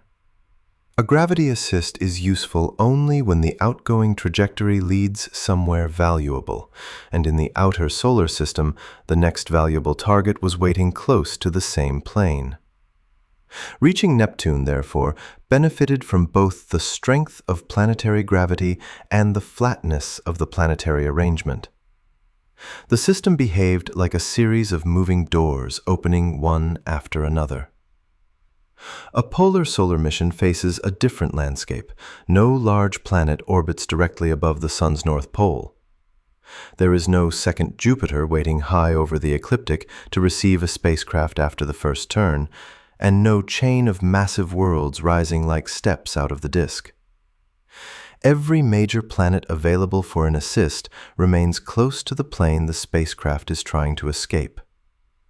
To gain inclination, the vehicle must approach a planet along a path carefully displaced above or below its orbital plane, and use the encounter to rotate the outgoing velocity into the vertical direction. This is possible because gravity acts in 3 dimensions. The spacecraft does not have to pass through the exact plane of the planet's orbit. Mission designers can aim the flyby to one side, selecting the orientation of the turn as well as its size. But the useful geometry is much narrower than the geometry for an ordinary outward boost.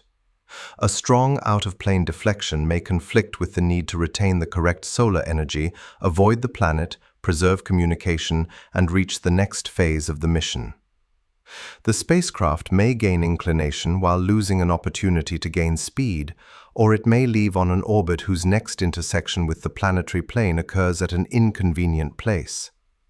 The encounter must solve several vector problems at once. Jupiter is massive enough to produce a dramatic change of inclination, which is why it occupies such an important place in the history of solar polar exploration. Yet, using Jupiter means first traveling outward more than 600 million kilometers from Earth's orbit, reaching the giant planet at exactly the right angle, and then beginning the long journey back toward the Sun on a steeply tilted path. The destination may be above the nearby Sun, but the route first moves away from it. Jupiter turns the impossible direct maneuver into a possible detour, exchanging an unaffordable quantity of onboard delta-v for years of travel and rare encounter geometry.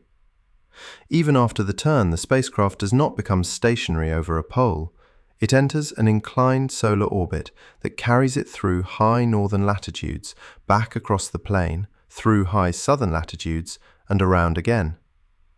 The assist provides a path over the poles, not a permanent platform above one of them. Smaller planets can contribute more gradually. Venus is particularly useful because it is relatively close to the Sun and can be encountered repeatedly by a spacecraft in a resonant orbit. During each flyby, Venus can tilt the trajectory by a small additional amount. The spacecraft then completes another orbit and returns for a later encounter. Inclination accumulates one step at a time. This strategy avoids the enormous detour to Jupiter and allows a mission to operate closer to the Sun, but the price is patience. Each flyby requires precise timing, and the achievable turn is limited by Venus's smaller mass and by the speed of the encounter. Reaching a moderately high solar latitude can take years and many carefully connected orbits. Reaching a truly polar perspective remains much harder. Solar Orbiter uses this general method, allowing Venus to raise its viewing angle gradually rather than attempting one impossible burn. Its path demonstrates both the power and the limitation of repeated gravity assists. Gravity can build inclination, but it does so according to the slow schedule and restricted geometry of the available planet. There is another problem once a spacecraft begins leaving the ecliptic. Planetary assists become more difficult to obtain because all the planets remain behind in the disk. An inclined orbit crosses the planetary plane only at two lines called nodes. For another flyby to occur, a planet must arrive at one of those crossing points at the same time as the spacecraft. As the inclination increases, the vehicle spends more of each orbit far above or below every possible assisting world. The latter disappears after the first steps. A mission traveling outward toward Neptune can continue encountering planets because its path remains near their shared plane. A mission climbing toward the solar poles gradually leaves the region where those planets can help. Gravity is still present everywhere, but useful gravity assists require close encounters, and close encounters require the spacecraft and planet to occupy the same place at the same time. The empty polar sky contains no massive body that can provide the final bend. This is why gravity is powerful without being universally convenient. It can replace enormous amounts of propellant, but it cannot be called upon at any location or in any direction. The mission must go where the planets are, arrive when they are there, and accept the turns their mass and motion can provide. Neptune lies at the end of a route supported by the moving disk. The solar poles lie away from that route, in a direction where the planets offer no continuous chain. A spacecraft can still reach high solar latitudes by borrowing a single great turn from Jupiter or many smaller turns from Venus, but the journey becomes longer, rarer, and more geometrically fragile. Gravity helps us reach Neptune because Neptune belongs to the same rotating structure as the planets providing the assistance. Gravity struggles to lift us above the Sun because the helpers themselves never leave that structure. The same flatness that turns the outer planets into stepping stones leaves the polar direction almost empty. And so the force that can carry a small spacecraft across billions of kilometers cannot simply raise it out of the plane on demand. Gravity is not a universal engine waiting to point wherever we choose. It is a landscape in motion, generous along certain paths, restrictive along others, and useful only to travelers willing to follow the narrow curves it makes possible. Voyager 2 reached Neptune not because it carried an engine powerful enough to force its way across the outer solar system, but because it departed during one of the rare periods when the planets themselves formed a usable path. The route was not a road in any physical sense. Nothing solid connected Jupiter to Saturn, Uranus, or Neptune. There were no markers in the darkness, and no corridor where gravity became weaker. The path existed only as a temporary arrangement of moving worlds, each occupying the correct region of its orbit to receive a spacecraft from the previous planet and redirect it toward the next. A few decades earlier or later, the same launch would not have worked. The planets would have been in different places, and the sequence would have dissolved. What Voyager 2 entered in 1977 was therefore less like an open highway and more like a series of doors moving around the Sun. Each door would open once at a predicted time, and the spacecraft had to arrive at its center before it closed. The possibility had become clear during the 1960s when engineers studying the future positions of the outer planets noticed an unusual alignment approaching in the late 1970s.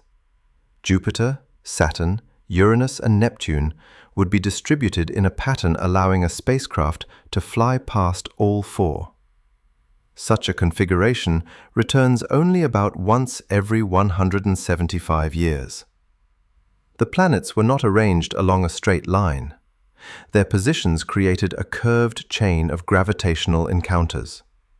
A spacecraft passing Jupiter could be bent toward Saturn. Saturn could send it toward Uranus. Uranus could guide it onward to Neptune. Without these assists, a fuel-efficient journey to the farthest planets might take several decades. With them, a spacecraft could complete the passage within the working lives of its instruments and the people operating it. The early concept became known as the Grand Tour, an ambitious plan to explore the outer solar system in one extended voyage. Budget limits and concerns about complexity reduced the official scope, and the spacecraft that became Voyager were initially approved mainly for Jupiter and Saturn. Yet engineers preserved the possibility of continuing. The machines were designed with long-lived power sources, redundant systems, programmable computers, and communication equipment capable of operating far beyond their first targets. The route of Voyager 2 was selected so that, if the spacecraft remained healthy and further funding was approved, Saturn would not be the end. The path would remain open toward Uranus and eventually Neptune. Voyager 2 launched on August 20, 1977, 16 days before Voyager 1. The numbering reflected mission trajectories rather than launch order. Voyager 1 followed a faster route and reached Jupiter and Saturn first. Its close encounter with Titan, Saturn's largest moon, gave scientists a valuable view of that world, but bent the spacecraft out of the plane required to continue toward Uranus. Voyager 2 followed more slowly, preserving the geometry of the longer journey. The two spacecraft therefore represented different choices. One prioritized Titan and a faster passage through the first two giant planets. The other kept the distant doors open. When Voyager 2 left Earth, Neptune was nowhere near the position where the encounter would eventually occur. The blue planet was moving slowly through its 165-year orbit, while the spacecraft began a much faster transfer toward Jupiter. The entire 12-year trajectory had to anticipate the future movement of all four planets. Each flyby was not merely a visit, it was a navigation event whose outgoing direction determined whether the next encounter could happen years later. A beautiful image of a moon, or a slightly closer observation of an atmosphere, might compete with the gravitational geometry required for the remaining mission. Scientists wanted the best possible measurements at each planet, while trajectory designers had to protect the path toward the next. The mission became a continuous negotiation between what could be observed now and what must remain reachable later. Voyager 2 arrived at Jupiter in July 1979. The planet's immense gravity accelerated the spacecraft during approach and curved its trajectory. For a short time, the encounter transformed the vehicle's direction far more strongly than its own small thrusters ever could. Voyager photographed the turbulent atmosphere, studied the Great Red Spot, observed Jupiter's thin ring, and examined moons shaped by gravity, ice, and geological activity. But the deeper role of the encounter was almost invisible. Jupiter changed the spacecraft's heliocentric motion, leaving Voyager 2 on a new orbit that intersected Saturn at the correct place more than 2 years later. The spacecraft departed faster relative to the Sun, and with its velocity arrow turned toward the next giant world. Jupiter had supplied the first great bend in the natural road. Saturn received Voyager 2 in August 1981. Once again, the planet was both a scientific destination and a gravitational instrument. The spacecraft crossed the ring plane, photographed the layered rings and their complicated structures, and observed moons that appeared as small worlds rather than simple points of light. At the same time, Saturn redirected the mission toward Uranus. The choice of flyby geometry was crucial. A different path could have improved particular observations, but closed the route outward. The selected encounter preserved enough energy and the correct direction for a journey of more than 4 additional years. Soon after Saturn, the mission faced a mechanical problem when the movable scan platform carrying several instruments became stuck. For a spacecraft already beyond Saturn, there was no possibility of repair by human hands. Engineers studied the behavior from delayed signals, tested cautious commands, and eventually restored useful movement. The episode revealed another meaning of the word possible. The planets could open a gravitational route, but the spacecraft still had to remain functional long enough to follow it. Every motor, heater, circuit, thruster, and line of software had to survive cold, radiation, and time. By January 1986, Voyager 2 reached Uranus, becoming the first spacecraft to visit the planet. Sunlight there was only a small fraction of its brightness near Earth. Radio signals took hours to cross the distance, and the spacecraft's available electrical power had declined. Uranus presented an unusual system tilted almost onto its side, with rings, moons, and a magnetic field oriented in unexpected ways. The planet's gravity then performed the final major redirection toward Neptune. This last assist had to be exceptionally precise because there was no intermediate planet available to correct a large mistake. A tiny error leaving Uranus could become a miss of tens or hundreds of thousands of kilometers by the time Voyager approached Neptune 3.5 years later. The spacecraft's thrusters made small corrections, while navigators on Earth repeatedly refined their predictions using radio tracking and optical images. The curved road existed, but it was only as wide as the accuracy with which it could be followed. During the long passage from Uranus to Neptune, Earth also had to improve its ability to hear Voyager. The radio transmitter aboard the spacecraft had limited power and could not be replaced. As distance increased, its signals spread across an ever larger region and became extraordinarily faint by the time it reached Earth. The Deep Space Network enlarged and improved its antennas, combined signals from multiple receiving stations, and refined data processing so the scientific information could still be recovered. Mission planners adjusted imaging sequences and data transmission strategies to make the most of the narrow connection. The route to Neptune was therefore built not only from gravity, but from an expanding network on Earth, one made more sensitive as the spacecraft became quieter. Voyager 2 finally reached Neptune on August 25, 1989, exactly 8 years after its closest approach to Saturn. It had traveled along a curved route covering more than 7 billion kilometers. The planet, once expected to appear relatively calm, revealed some of the fastest winds measured anywhere in the solar system. Bright moving clouds, large dark atmospheric features, faint rings, and a family of small moons. The trajectory carried Voyager only about 5,000 kilometers above the cloud tops, an exceptionally close passage chosen partly to redirect the spacecraft toward Triton. Neptune's largest moon orbits in the opposite direction from most large moons, and likely began as an independent object before being captured. Voyager's images revealed a young-looking icy surface and active plumes rising above it, discoveries made during a brief encounter that could not be repeated. Then the spacecraft moved on. It had arrived too quickly to enter orbit, and it carried no large braking stage. Neptune's gravity bent the outgoing trajectory, sending Voyager 2 below the plane of the planets and onward toward interstellar space. The mission's success can look, in retrospect, almost inevitable.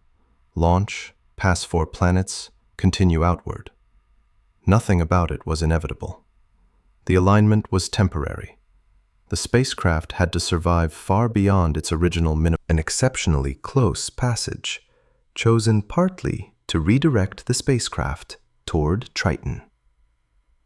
Neptune's largest moon orbits in the opposite direction from most large moons and likely began as an independent object before being captured. Voyager's images revealed a young-looking icy surface and active plumes rising above it, discoveries made during a brief encounter that could not be repeated. Then the spacecraft moved on. It had arrived too quickly to enter orbit, and it carried no large braking stage. Neptune's gravity bent the outgoing trajectory, sending Voyager 2 below the plane of the planets and onward toward interstellar space.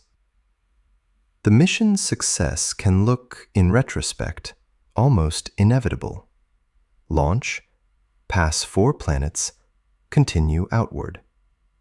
Nothing about it was inevitable. The alignment was temporary. The spacecraft had to survive far beyond its original minimum mission. Each flyby had to occur within a narrow region of space and time. Every encounter had to serve both science and navigation. Earth's antennas had to grow more capable as the signal faded. Decisions made near Jupiter shaped an arrival at Saturn. Decisions made at Saturn preserved Uranus. The path from Uranus determined whether Neptune would be reached at all. The solar system offered the route, but human planning had to recognize it decades in advance and then follow it for 12 years without losing the thread. Every encounter had to serve both science and navigation. Earth's antennas had to grow more capable as the signal faded. Decisions made near Jupiter shaped an arrival at Saturn. Decisions made at Saturn preserved Uranus. The path from Uranus determined whether Neptune would be reached at all.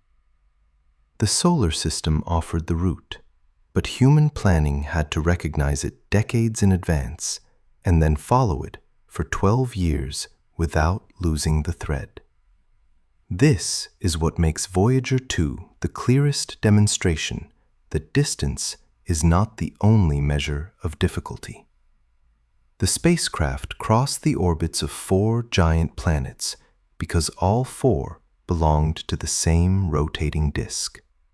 Their gravity could pass the mission outward from one shared plane to another, adding energy and adjusting direction without requiring impossible quantities of propellant.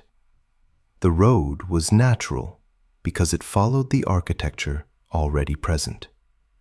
Yet the same Jupiter that helped carry Voyager toward Neptune could be used in a completely different way.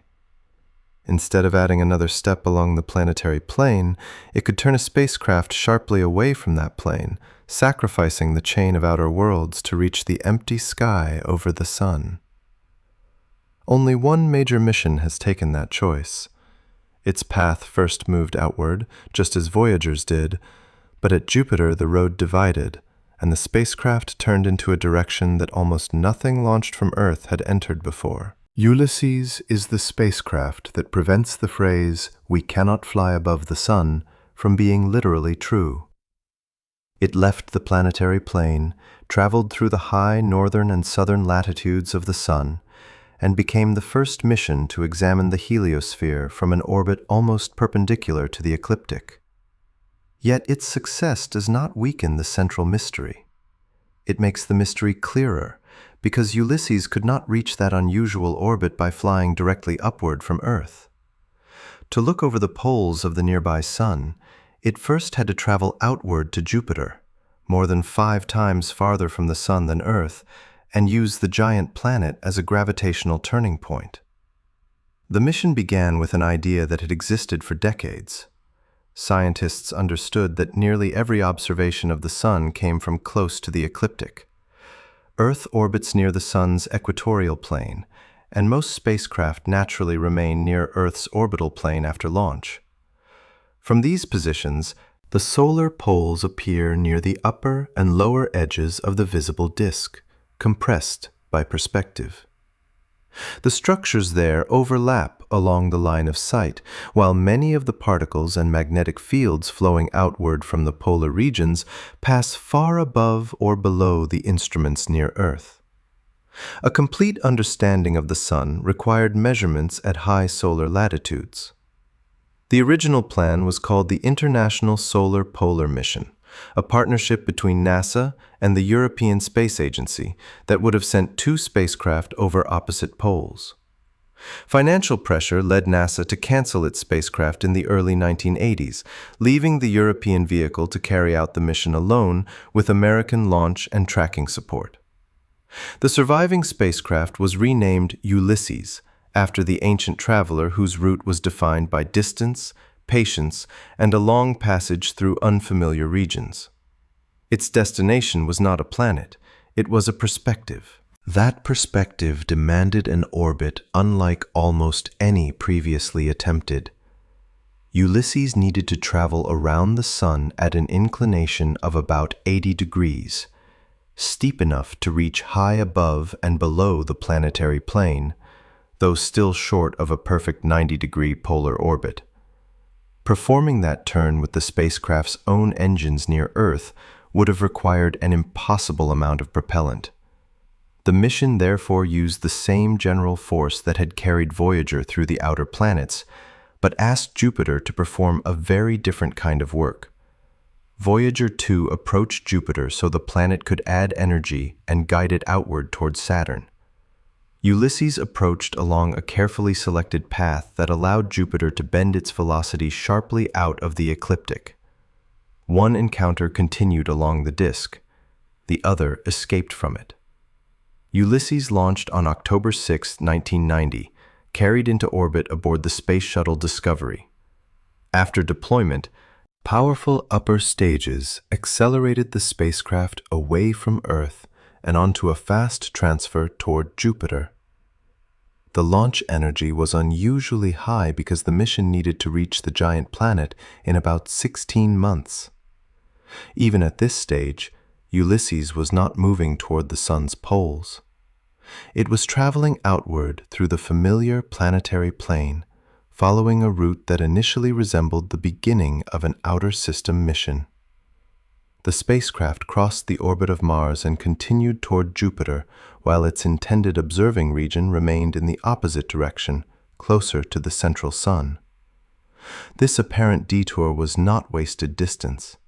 Every kilometer carried Ulysses toward the only available body massive enough to rotate its orbit without requiring the spacecraft to carry the equivalent fuel. In February 1992, Ulysses reached Jupiter. As it entered the planet's gravitational field, it accelerated and curved around the giant world. The exact approach had been calculated so the outgoing trajectory would no longer lie close to the ecliptic.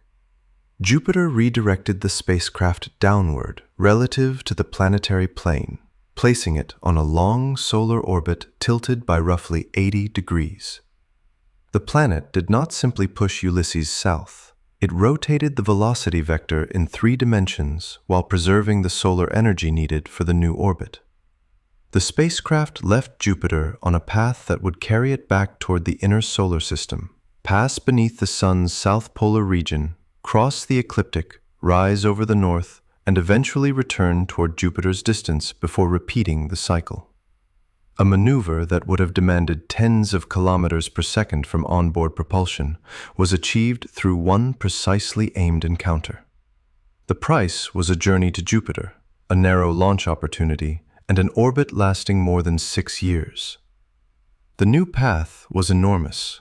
At its farthest point, Ulysses returned to approximately Jupiter's distance from the Sun. At its closest, it remained about 1.3 astronomical units away, slightly farther from the Sun than Earth is on average. This fact is easily overlooked. Ulysses became the great solar polar mission without flying especially close to the Sun. It did not require a heat shield like the one later carried by Parker's solar probe because its purpose was not to skim through the near-solar corona. It was designed to sample the solar wind, magnetic field, energetic particles, cosmic rays, dust, and plasma waves at high latitudes. The mission studied what flowed away from the Sun, rather than photographing the visible surface in fine detail. Ulysses carried no conventional imaging camera. It could tell scientists what the polar heliosphere felt like, but it could not return the direct, continuous portrait of the poles that many people imagine when hearing that a spacecraft flew above the Sun. The first major polar passage occurred over the southern region in 1994. Ulysses climbed to a solar latitude of about 80 degrees, measuring an environment no spacecraft had previously sampled. It then crossed rapidly through lower latitudes and reached the northern polar region in 1995. At that time, the Sun was near a quieter phase of its roughly 11-year activity cycle. The measurements revealed a clear separation between the slow, irregular solar wind found nearer the equatorial regions and the fast, steady wind flowing from large polar coronal holes. At high latitudes, Ulysses encountered streams traveling at roughly 750 kilometers per second, smoother and more uniform than the slower wind commonly measured near Earth. The spacecraft crossed the boundary between these regimes, allowing scientists to map how the solar wind changed with latitude, rather than inferring the pattern from a single narrow band. The mission also found that the outward component of the Sun's magnetic field was more uniform across latitude than some models had predicted. The polar environment was not simply a stronger version of the equatorial environment. It had its own structure, rhythms, and relationship with the solar cycle. Ulysses continued long enough to observe that relationship change. During later polar passes, the Sun approached and moved through a more active phase. The clean division between fast polar wind and slow equatorial wind became less distinct. Coronal holes changed, the global magnetic field reorganized, and solar wind conditions grew more complicated. Because the spacecraft survived for almost 19 years, it completed 3 broad circuits through the high-latitude heliosphere and sampled the poles during different phases of solar activity. The mission transformed a single passage into a time comparison. It showed that the polar heliosphere could not be described by one permanent picture. The Sun changed beneath it, and the environment flowing past the spacecraft changed in response. Yet Ulysses also revealed the limitations of the route Jupiter had provided. Its orbit did not remain above one pole. Keplerian motion carried it continuously onward. After passing through the northern high latitudes, it moved outward and eventually descended through the planetary plane toward the south again. Each polar observing period lasted only part of the 6-year orbit. For much of the mission, Ulysses was traveling through middle latitudes or returning toward its distant aphelion.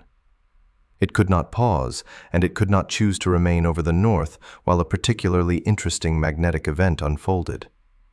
Holding such a position would have required continuous propulsion and an entirely different mission design. The spacecraft also never reached the exact 90-degree point directly over the rotational pole. A maximum latitude near 80 degrees was scientifically revolutionary, but a small unseen cap still remained around each pole. Distance further limited the observations.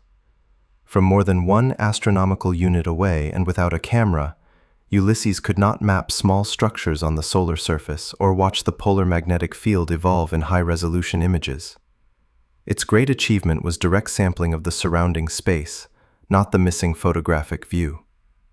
Communication and power imposed their own slow limits. Ulysses relied on a radioisotope power source because its orbit carried it far from the Sun, where solar panels would have been less useful for a spacecraft of its design. As the generator aged, its electrical output declined. Engineers conserved power and managed heaters carefully, especially as fuel lines risked becoming too cold. Eventually, the mission could no longer maintain reliable operation with the remaining energy. Ulysses ended in June 2009, leaving behind a record that no other spacecraft had duplicated across the same range of solar latitudes. Its orbit still remains one of the most unusual ever achieved for a solar mission. The lesson of Ulysses is not merely that Jupiter can turn a spacecraft, it is that the shortest-looking route may be the one nature makes most expensive. The Sun was close to Earth, but the required direction was inaccessible. Jupiter was distant, but its moving gravitational field offered the missing turn. Ulysses therefore traveled outward in order to travel upward, exchanged years for fuel, and used the architecture of the planetary disk to escape that disk. It proved that the delta V wall could be passed when a mission stopped trying to climb it directly. At the same time, it showed how much remained unfinished. Humanity had sampled the high-latitude solar wind, but it had not established a permanent polar observatory. It had crossed above and below the Sun, but it had not hovered there. It had measured particles and fields, but it had not returned the sustained, detailed polar images that could reveal the Sun's surface and atmosphere from directly overhead. Ulysses solved the first version of the problem and exposed the harder versions waiting behind it. The mission demonstrated that flying above the Sun is possible, but only after the meaning of the journey is changed. The spacecraft cannot simply rise. It must follow a long orbit, borrow a planet's gravity, accept brief seasons of polar access, and continue moving. The view is reachable, but it is not naturally ours. Heat is the most visible danger near the Sun, and so it becomes the easiest explanation for why spacecraft rarely travel above it. The Sun's surface glows at roughly 5,500 degrees Celsius. Its corona reaches temperatures of more than 1,000,000 degrees, and the light pouring outward can damage unprotected instruments long before a vehicle approaches the visible surface. From this perspective, the missing polar view appears simple to explain. Perhaps no spacecraft can survive long enough to reach it. But this intuition combines two very different ideas: being close to the Sun and being above the Sun. A spacecraft can be far above the North Pole while remaining at the same distance from the Sun that Earth is. At that distance, it would receive roughly the same intensity of sunlight experienced near Earth. It would not need to skim the photosphere, enter the corona, or endure the most extreme heating. The spacecraft would still occupy a valuable polar vantage because direction, not closeness, determines whether it can look down upon the pole. This is why Ulysses could study the high-latitude heliosphere without carrying the kind of heat shield later used by Parker Solar Probe. Ulysses remained more than one astronomical unit from the Sun, even at its closest point. It was above the Sun in orbital geometry, not hovering near its surface. The distinction reveals that heat is a serious engineering problem, but it is not the original barrier preventing a direct polar mission. The original barrier remains the enormous change in orbital inclination. If a spacecraft could somehow be placed above the Sun at Earth's distance, protecting it from heat would be manageable, using technologies already familiar from missions operating near our planet. Getting it into that position is the difficult part. The relationship between distance and heating follows a simple pattern. As a spacecraft moves closer to the Sun, the same solar output is concentrated across a smaller sphere. At half Earth's distance, sunlight is about 4 times as intense. At 1/10 the distance, it is roughly 100 times as intense. This rapid increase forces near-solar spacecraft to manage energy rather than temperature alone. In the vacuum of space, there is almost no surrounding air to carry heat away. The vehicle absorbs sunlight on exposed surfaces and must release energy as infrared radiation. If it absorbs heat faster than it can radiate it, temperatures rise until materials deform, coatings fail, electronics stop functioning, or structural components lose their strength. A successful design must therefore control which surfaces face the sun, how much radiation they absorb, how efficiently they emit heat, and whether sensitive equipment can remain permanently hidden in shadow. Parker's solar probe demonstrates that the thermal problem can be solved under conditions far more severe than those required for a distant polar observatory.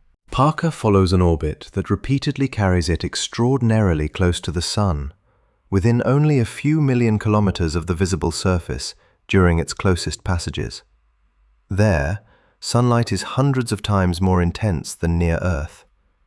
The spacecraft survives behind a thick carbon composite heat shield. The sun-facing side of the shield reaches extreme temperatures, while instruments sheltered behind it remain within workable limits. The shield does not cool the spacecraft by making the sunlight disappear. It absorbs and reflects energy while casting a carefully maintained shadow. Parker must keep that shadow aligned with remarkable precision. A serious pointing error near closest approach could expose equipment never designed to receive direct sunlight at that intensity. Autonomous guidance is essential because Earth is too far away for controllers to respond immediately. Yet Parker's ability to survive close to the Sun does not give it a polar view. Its orbit remains near the ecliptic.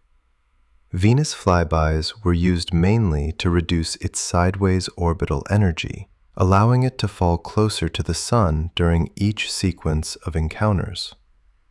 The spacecraft travels through regions no previous mission sampled directly, but it still approaches the Sun from near the broad equatorial plane. It can be closer than any other spacecraft and still see the poles at an oblique angle.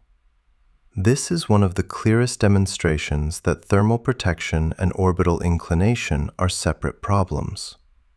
A heat shield can allow a spacecraft to move inward. It cannot turn the orbit upward. Solar Orbiter occupies a different compromise. It approaches closer to the Sun than Earth, though not nearly as close as Parker, and carries a heat shield with openings that allow selected instruments to observe the Sun. Its repeated flybys of Venus gradually raise the inclination of its orbit, improving the view of the polar regions over time. Instead of using one distant, dramatic turn at Jupiter, the mission accumulates smaller changes during repeated inter-system encounters. Solar Orbiter therefore combines moderate proximity with a growing high-latitude perspective. But the inclination remains far below a true 90-degree polar orbit. The spacecraft can see more of the poles than Earth-based observatories can, yet it does not remain directly above them. Its design illustrates a recurring trade. Moving closer improves spatial resolution. Increasing inclination improves polar visibility, and maintaining long-term observation requires an orbit and thermal system able to support both.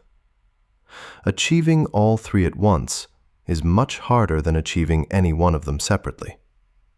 Ulysses, Parker, and Solar Orbiter can be understood as three different answers to the same multidimensional problem. Ulysses achieved very high inclination but stayed relatively far from the Sun and carried no imaging camera for detailed surface observations. Parker reached unprecedented closeness but remained near the planetary plane. Solar Orbiter carries imaging instruments and gains an improved polar angle, but it does so gradually and does not approach a fully polar orientation. No existing mission has combined Parker's proximity, Ulysses's inclination, Solar Orbiter's remote sensing instruments, and a long period of nearly continuous residence above one pole. The absence is not caused by one missing invention. It results from several requirements that become difficult when combined. Heat is only one of them. Radiation creates another. The region near the Sun contains energetic particles accelerated by flares, coronal mass ejections, and other magnetic events. These particles can pass through materials, disturb electronics, alter detector readings, and cause computers to behave unpredictably. Engineers use shielding, radiation-tolerant components, error-correcting memory, redundant systems, and software capable of resetting equipment after faults. But shielding adds mass, and mass makes every required velocity change more expensive. A spacecraft built for a long polar mission may need to survive years of exposure through different phases of solar activity. It must remain reliable not only during quiet conditions, but also during events it was sent to observe. The scientific opportunity and the engineering danger can arrive together.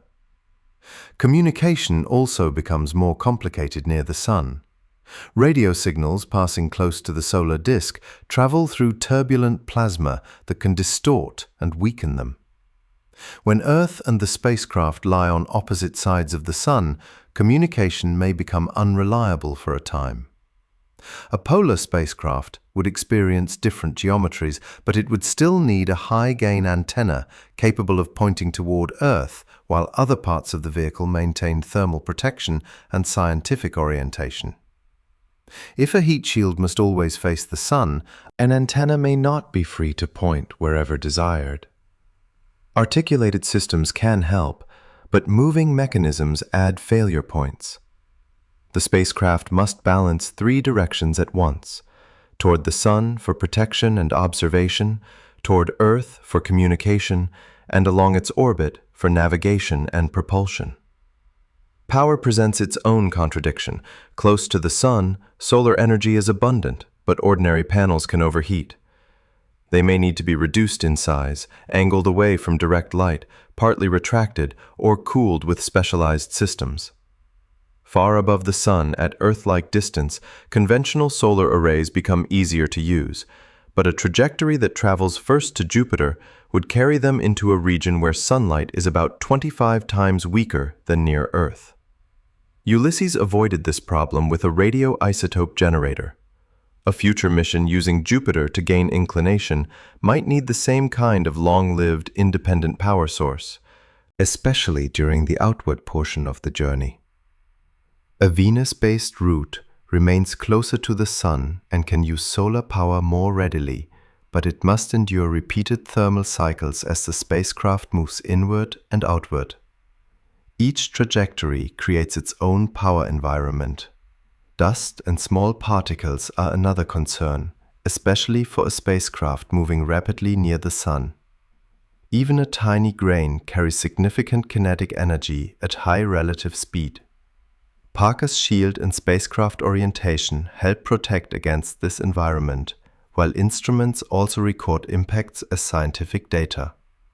A distant polar observatory would face less intense near-solar dust exposure, but its path through the zodiacal cloud and repeated crossings of the ecliptic would still require consideration.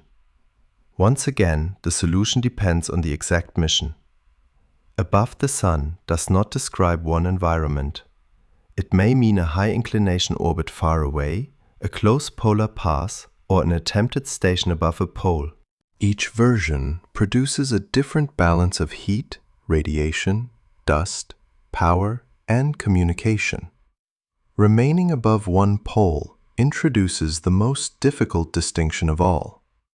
A conventional polar orbit does not stay there. It carries the spacecraft over the North Pole, through lower latitudes, over the South Pole, and back again.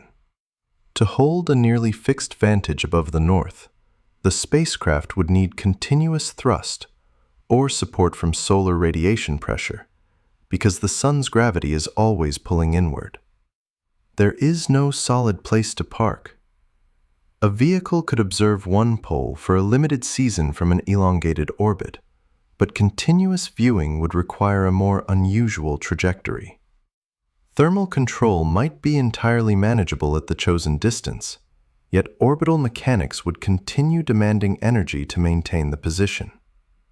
This is why saying that the sun is simply too hot misses the deeper structure of the problem. Humanity has already built a spacecraft capable of surviving extremely close to the sun. It has already sent another through high solar latitudes.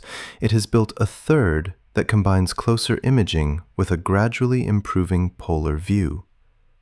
The separate abilities exist.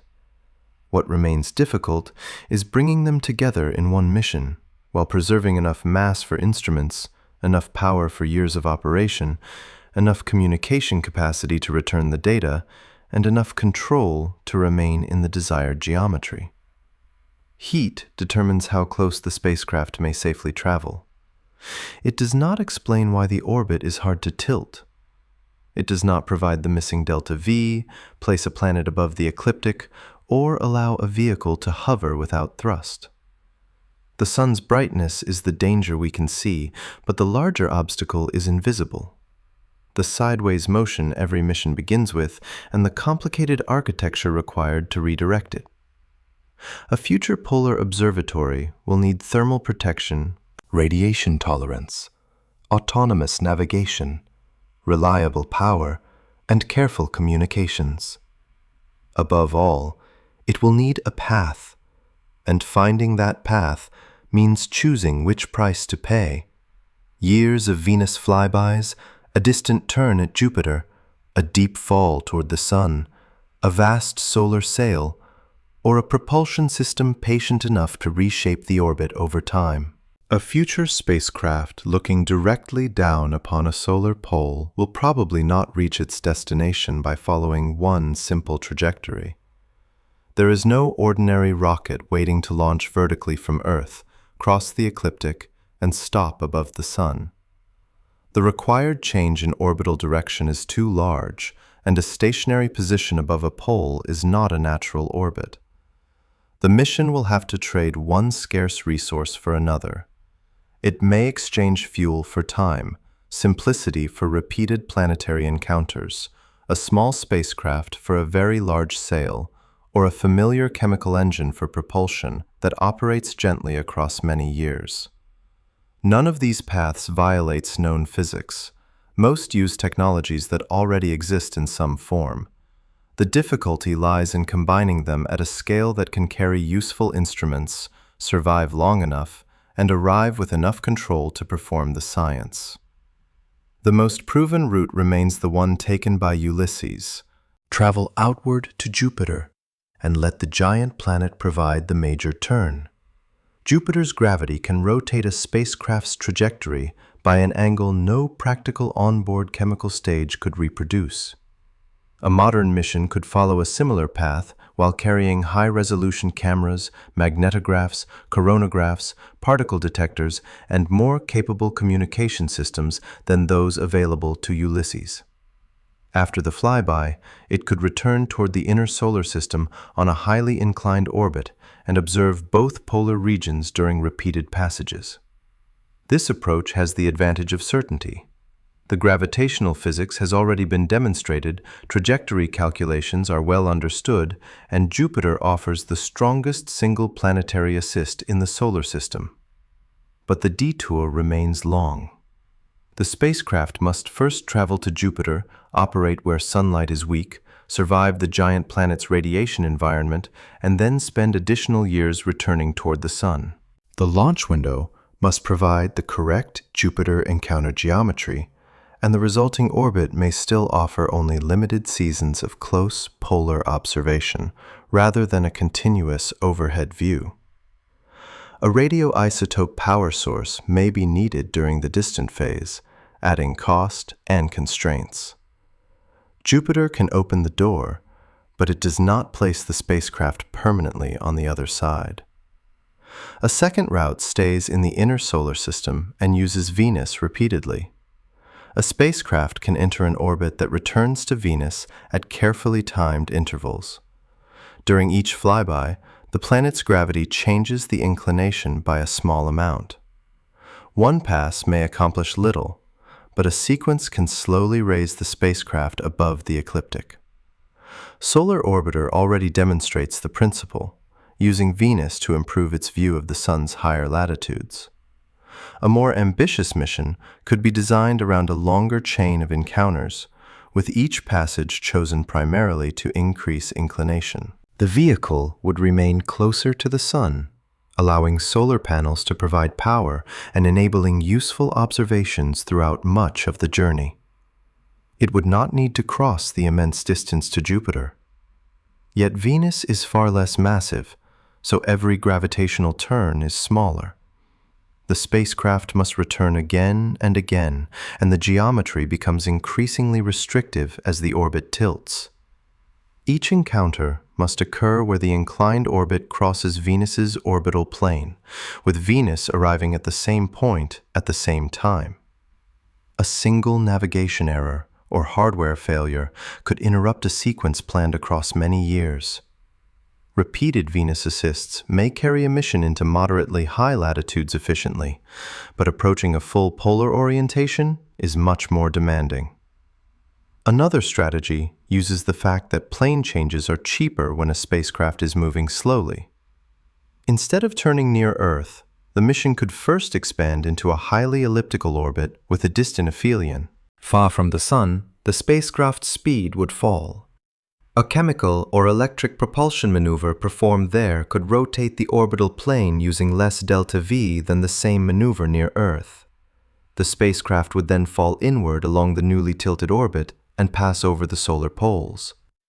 This path might travel beyond Jupiter or even toward the distance of the outer planets, depending on the design. It appears wasteful only on an ordinary map. On a map of velocity, the distant turning point is where the maneuver becomes affordable. The cost is time and power. A mission spending years in the outer solar system needs long-lived systems, sensitive communications, and an energy source that does not depend entirely on weak sunlight. The instruments must survive a long cruise before beginning their primary work. Once the spacecraft returns inward, its high-inclination orbit may again provide only periodic polar passes. The route reduces the price of the turn, but does not automatically solve the problem of continuous observation. Solar sailing offers a more unusual possibility. Sunlight carries momentum. When photons strike a reflective sail and bounce away, they exert a tiny pressure. The force is extremely weak, but it requires no propellant and continues as long as sunlight reaches the sail. By changing the sail's angle, a spacecraft can direct part of this force above or below its orbital plane. Over months and years, the repeated push can gradually increase inclination. A solar sail could first spiral inward where sunlight is stronger, and then begin a long inclination cranking maneuver. Each orbit would add another small change, slowly lifting the path toward the poles. Unlike a chemical stage, the sail would not empty a tank. Its total available delta V would be limited mainly by time, sail performance, and durability. This makes sailing especially attractive for a mission that needs a very large cumulative change in direction.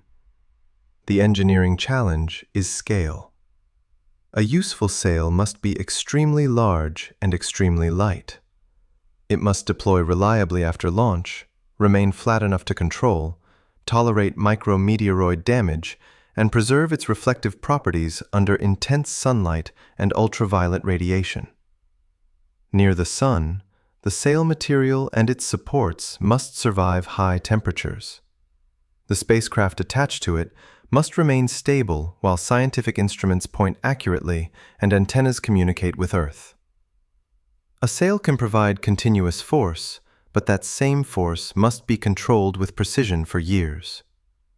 A small change in sail angle repeated across thousands of orbits can determine whether the mission reaches the desired latitude or slowly drifts away from it.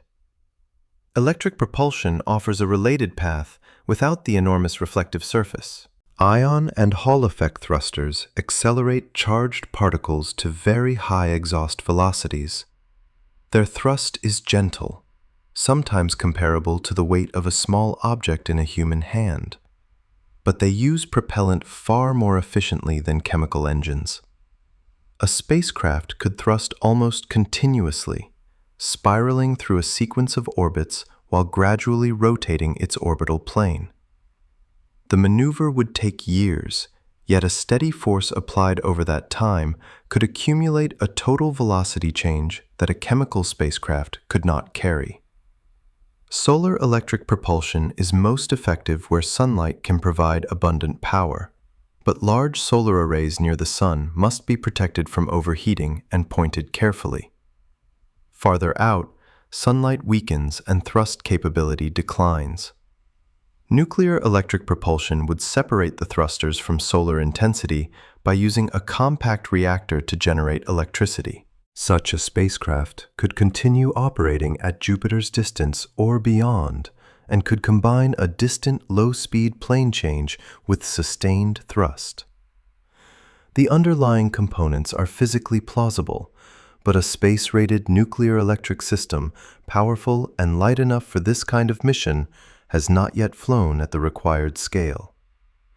Its development would involve engineering, cost, launch approval, thermal management, and long-term reliability challenges. A deep dive toward the Sun is sometimes proposed as another source of leverage. Near perihelion, a spacecraft moves extremely fast, and a burn in the direction of motion can produce a large change in orbital energy through the Oberth effect. This can be valuable for missions seeking extreme outward speed or a radically reshaped orbit, but it must be treated carefully in a polar mission.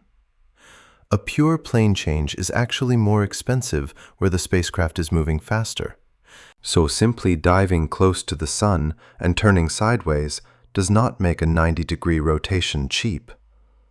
A useful design would first have to remove much of the spacecraft's angular momentum, approach on a nearly radial path, or combine the close solar burn with gravity assists, a sail, or another method that has already changed the geometry. The deep solar region can act as a powerful lever for energy, but it is not a magical place where direction changes become free. It also imposes severe thermal protection and navigation requirements. A close pass may contribute to a hybrid route, though it is unlikely to solve the inclination problem alone. Hybrid architectures may ultimately be the most realistic. A spacecraft could use Venus flybys to begin raising its inclination, deploy a solar sail to continue the slow climb, and use electric propulsion for corrections and final orbit shaping. Another mission might travel to Jupiter for the large initial turn, then employ ion thrusters to reduce the long orbital period and improve the timing of polar passes. A distant aphelion plane change could be combined with a solar sail that provides continuous adjustment during the return. Each method would perform the task it handles best. Planets would supply large free deflections, sails or electric thrusters would accumulate gradual changes, and chemical engines would provide short, precise maneuvers when strong thrust is necessary.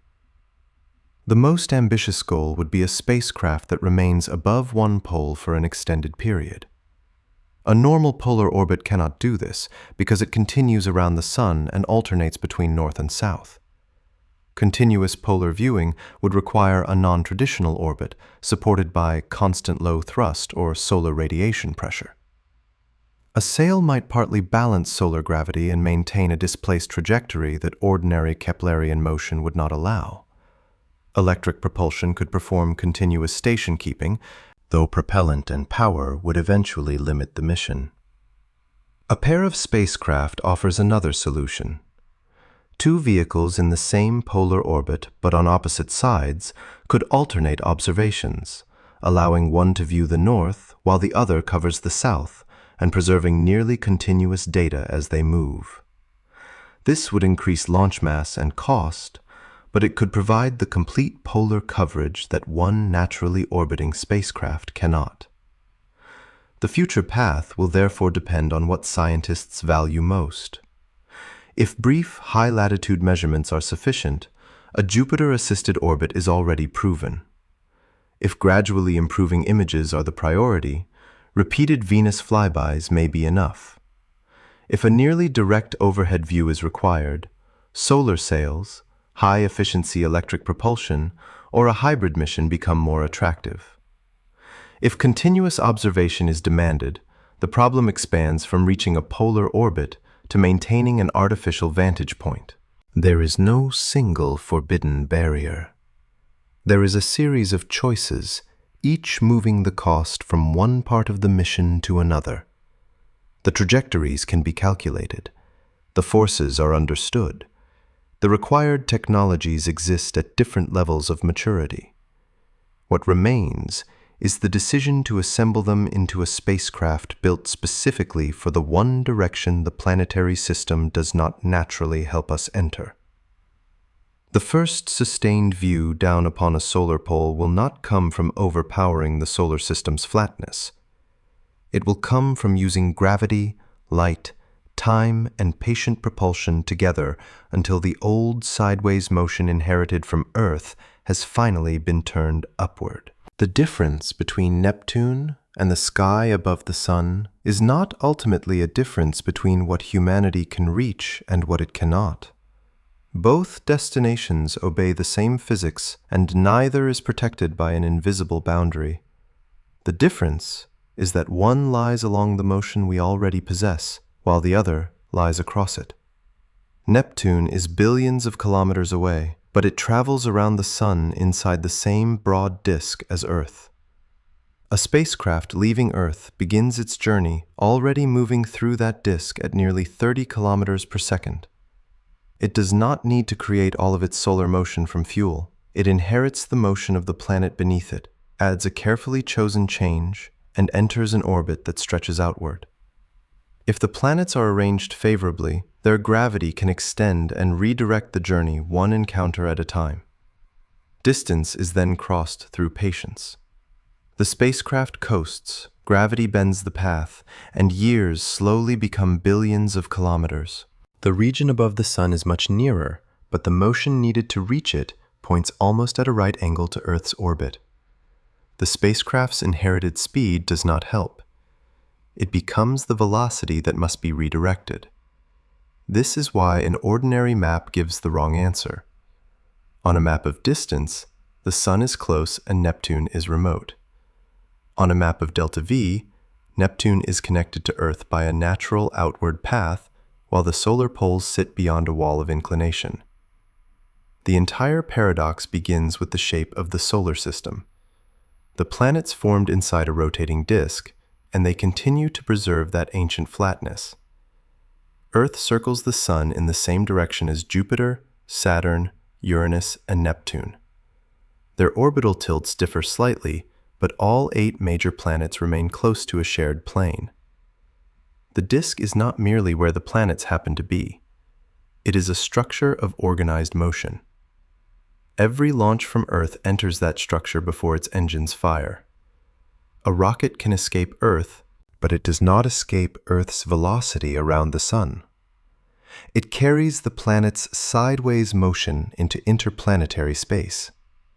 For an outward journey, this is an extraordinary gift. For a polar journey, it is the central burden. The same inheritance becomes helpful or restrictive depending on the direction of the destination. Voyager 2 demonstrated how generous the disk can be to a spacecraft willing to follow it. The probe did not maintain continuous thrust across the outer solar system. It departed during a rare planetary arrangement and used Jupiter, Saturn, and Uranus to preserve the route toward Neptune. Each world moved in nearly the same plane, and each encounter prepared the next. The journey lasted 12 years and covered more than 7 billion kilometers along its curved path.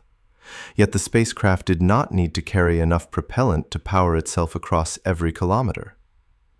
The solar system supplied the long coast and the gravitational turns. Voyager 2 reached Neptune because Neptune belonged to the architecture through which the spacecraft was already traveling. Reaching did not mean stopping. The probe moved too quickly to enter orbit and continued outward after its brief encounter. Even this distinction reinforces the deeper rule. Arriving near a world can be easier than changing velocity enough to remain there. Spaceflight is governed less by where an object is than by how it is moving when the spacecraft meets it. Ulysses demonstrated the other side of the story. It proved that high solar latitudes are reachable, but only by accepting a route that appeared to move away from the destination. The spacecraft traveled outward to Jupiter and asked the giant planet to perform a different kind of gravitational work. Instead of passing Ulysses along the planetary disk toward another outer world, Jupiter rotated the trajectory sharply out of the ecliptic. Ulysses then returned toward the inner solar system on an orbit inclined by about 80 degrees. It crossed above and below the Sun, measured the fast polar solar wind, sampled magnetic fields and energetic particles, and revealed an environment that could not be studied from Earth's low-latitude perspective. But it did not remain above one pole, reach a perfect 90-degree orbit, or return detailed polar photographs. It moved through the high latitudes during limited portions of a 6-year orbit. The mission was a crossing rather than a permanent occupation. It showed that the phrase, "cannot fly above the sun," must be understood carefully. Humanity has done so, but not directly, not continuously, and not with the complete imaging observatory that the missing view requires. Heat does not resolve the paradox. A spacecraft looking down upon a solar pole could remain as far from the sun as Earth and experience ordinary solar intensity. It would not need to pass through the hottest part of the corona. Missions that do approach the sun closely face severe thermal conditions. But Parker Solar Probe has shown that those conditions can be survived with careful shielding and autonomous pointing. Parker's orbit, however, remains near the ecliptic. It can pass closer to the Sun than any previous spacecraft, while still lacking a direct polar view. Solar Orbiter occupies a middle ground, combining remote imaging with repeated Venus flybys that gradually improve its solar latitude. Ulysses achieved the steepest inclination, but remained farther away and carried no imaging camera of the kind needed for detailed surface observations. Each mission has solved one part of the problem. None has yet combined closeness, high inclination, powerful imaging, and continuous polar residence. The spacecraft that eventually does so may reveal more than an unfamiliar photograph. The solar poles are central to the Sun's magnetic cycle. Near periods of low activity, large polar coronal holes become sources of fast, relatively steady solar wind. Over the course of the approximately 11-year cycle, the Sun's global magnetic field weakens, reorganizes, and reverses. The polar fields disappear and rebuild with the opposite orientation. From Earth, these regions are seen at a shallow angle, making small-scale structures difficult to separate and long-term magnetic measurements harder to interpret. A high-latitude observatory could watch the polar fields develop directly, follow the opening and closing of magnetic structures, and trace how the fast solar wind is launched into the heliosphere. It could help connect activity visible near the solar equator with changes beginning far from the viewpoint available to Earth. The result would not only refine solar theory, it could improve understanding of the space weather that sometimes reaches planets and spacecraft throughout the system. A polar mission would also change how the solar system itself appears. From inside the ecliptic, observers look through the disk rather than at it. Planets lie along a narrow band, and sunlight scattered by interplanetary dust creates the zodiacal glow. From high above the plane, the arrangement would become easier to see as a structure. The inner planets would circle below in a flattened pattern, their slight orbital tilts becoming visible from a new angle. Dust concentrated near the ecliptic could be mapped from outside its densest direction. A telescope looking away from the plane would view the wider universe through less zodiacal foreground light, potentially improving certain observations of faint galaxies, distant planetary systems, and the cosmic background. The mission's primary target would be the Sun, but its location would create a new astronomical platform as well. It would turn the solar system from the surface on which we stand into an object whose shape could be observed. No physical law prevents this observatory from being built. Jupiter can supply a large initial turn. Venus can accumulate smaller turns through repeated flybys. A distant aphelion can provide a slower and cheaper place to change planes. Solar sails can use radiation pressure for years without consuming propellant. Ion engines can apply a quiet, continuous thrust until small changes become large. Nuclear electric propulsion could extend that ability far from strong sunlight. Hybrid missions could combine several methods, allowing gravity to perform the largest deflections while sails or electric thrusters refine the final orbit. A pair of spacecraft might alternate between the northern and southern polar views. A continuously thrusting vehicle or solar sail might maintain a displaced path that an ordinary orbit cannot support. The unanswered question is not whether nature permits the journey. It is which combination of time, cost, technology, and scientific ambition will finally make the journey worth building. The title's apparent contradiction therefore dissolves into one calm principle. Neptune is not easy because it is near, it is reachable because its motion is compatible with ours. The solar poles are not difficult because they are unimaginably distant, they are difficult because their direction is incompatible with the velocity every spacecraft receives from Earth.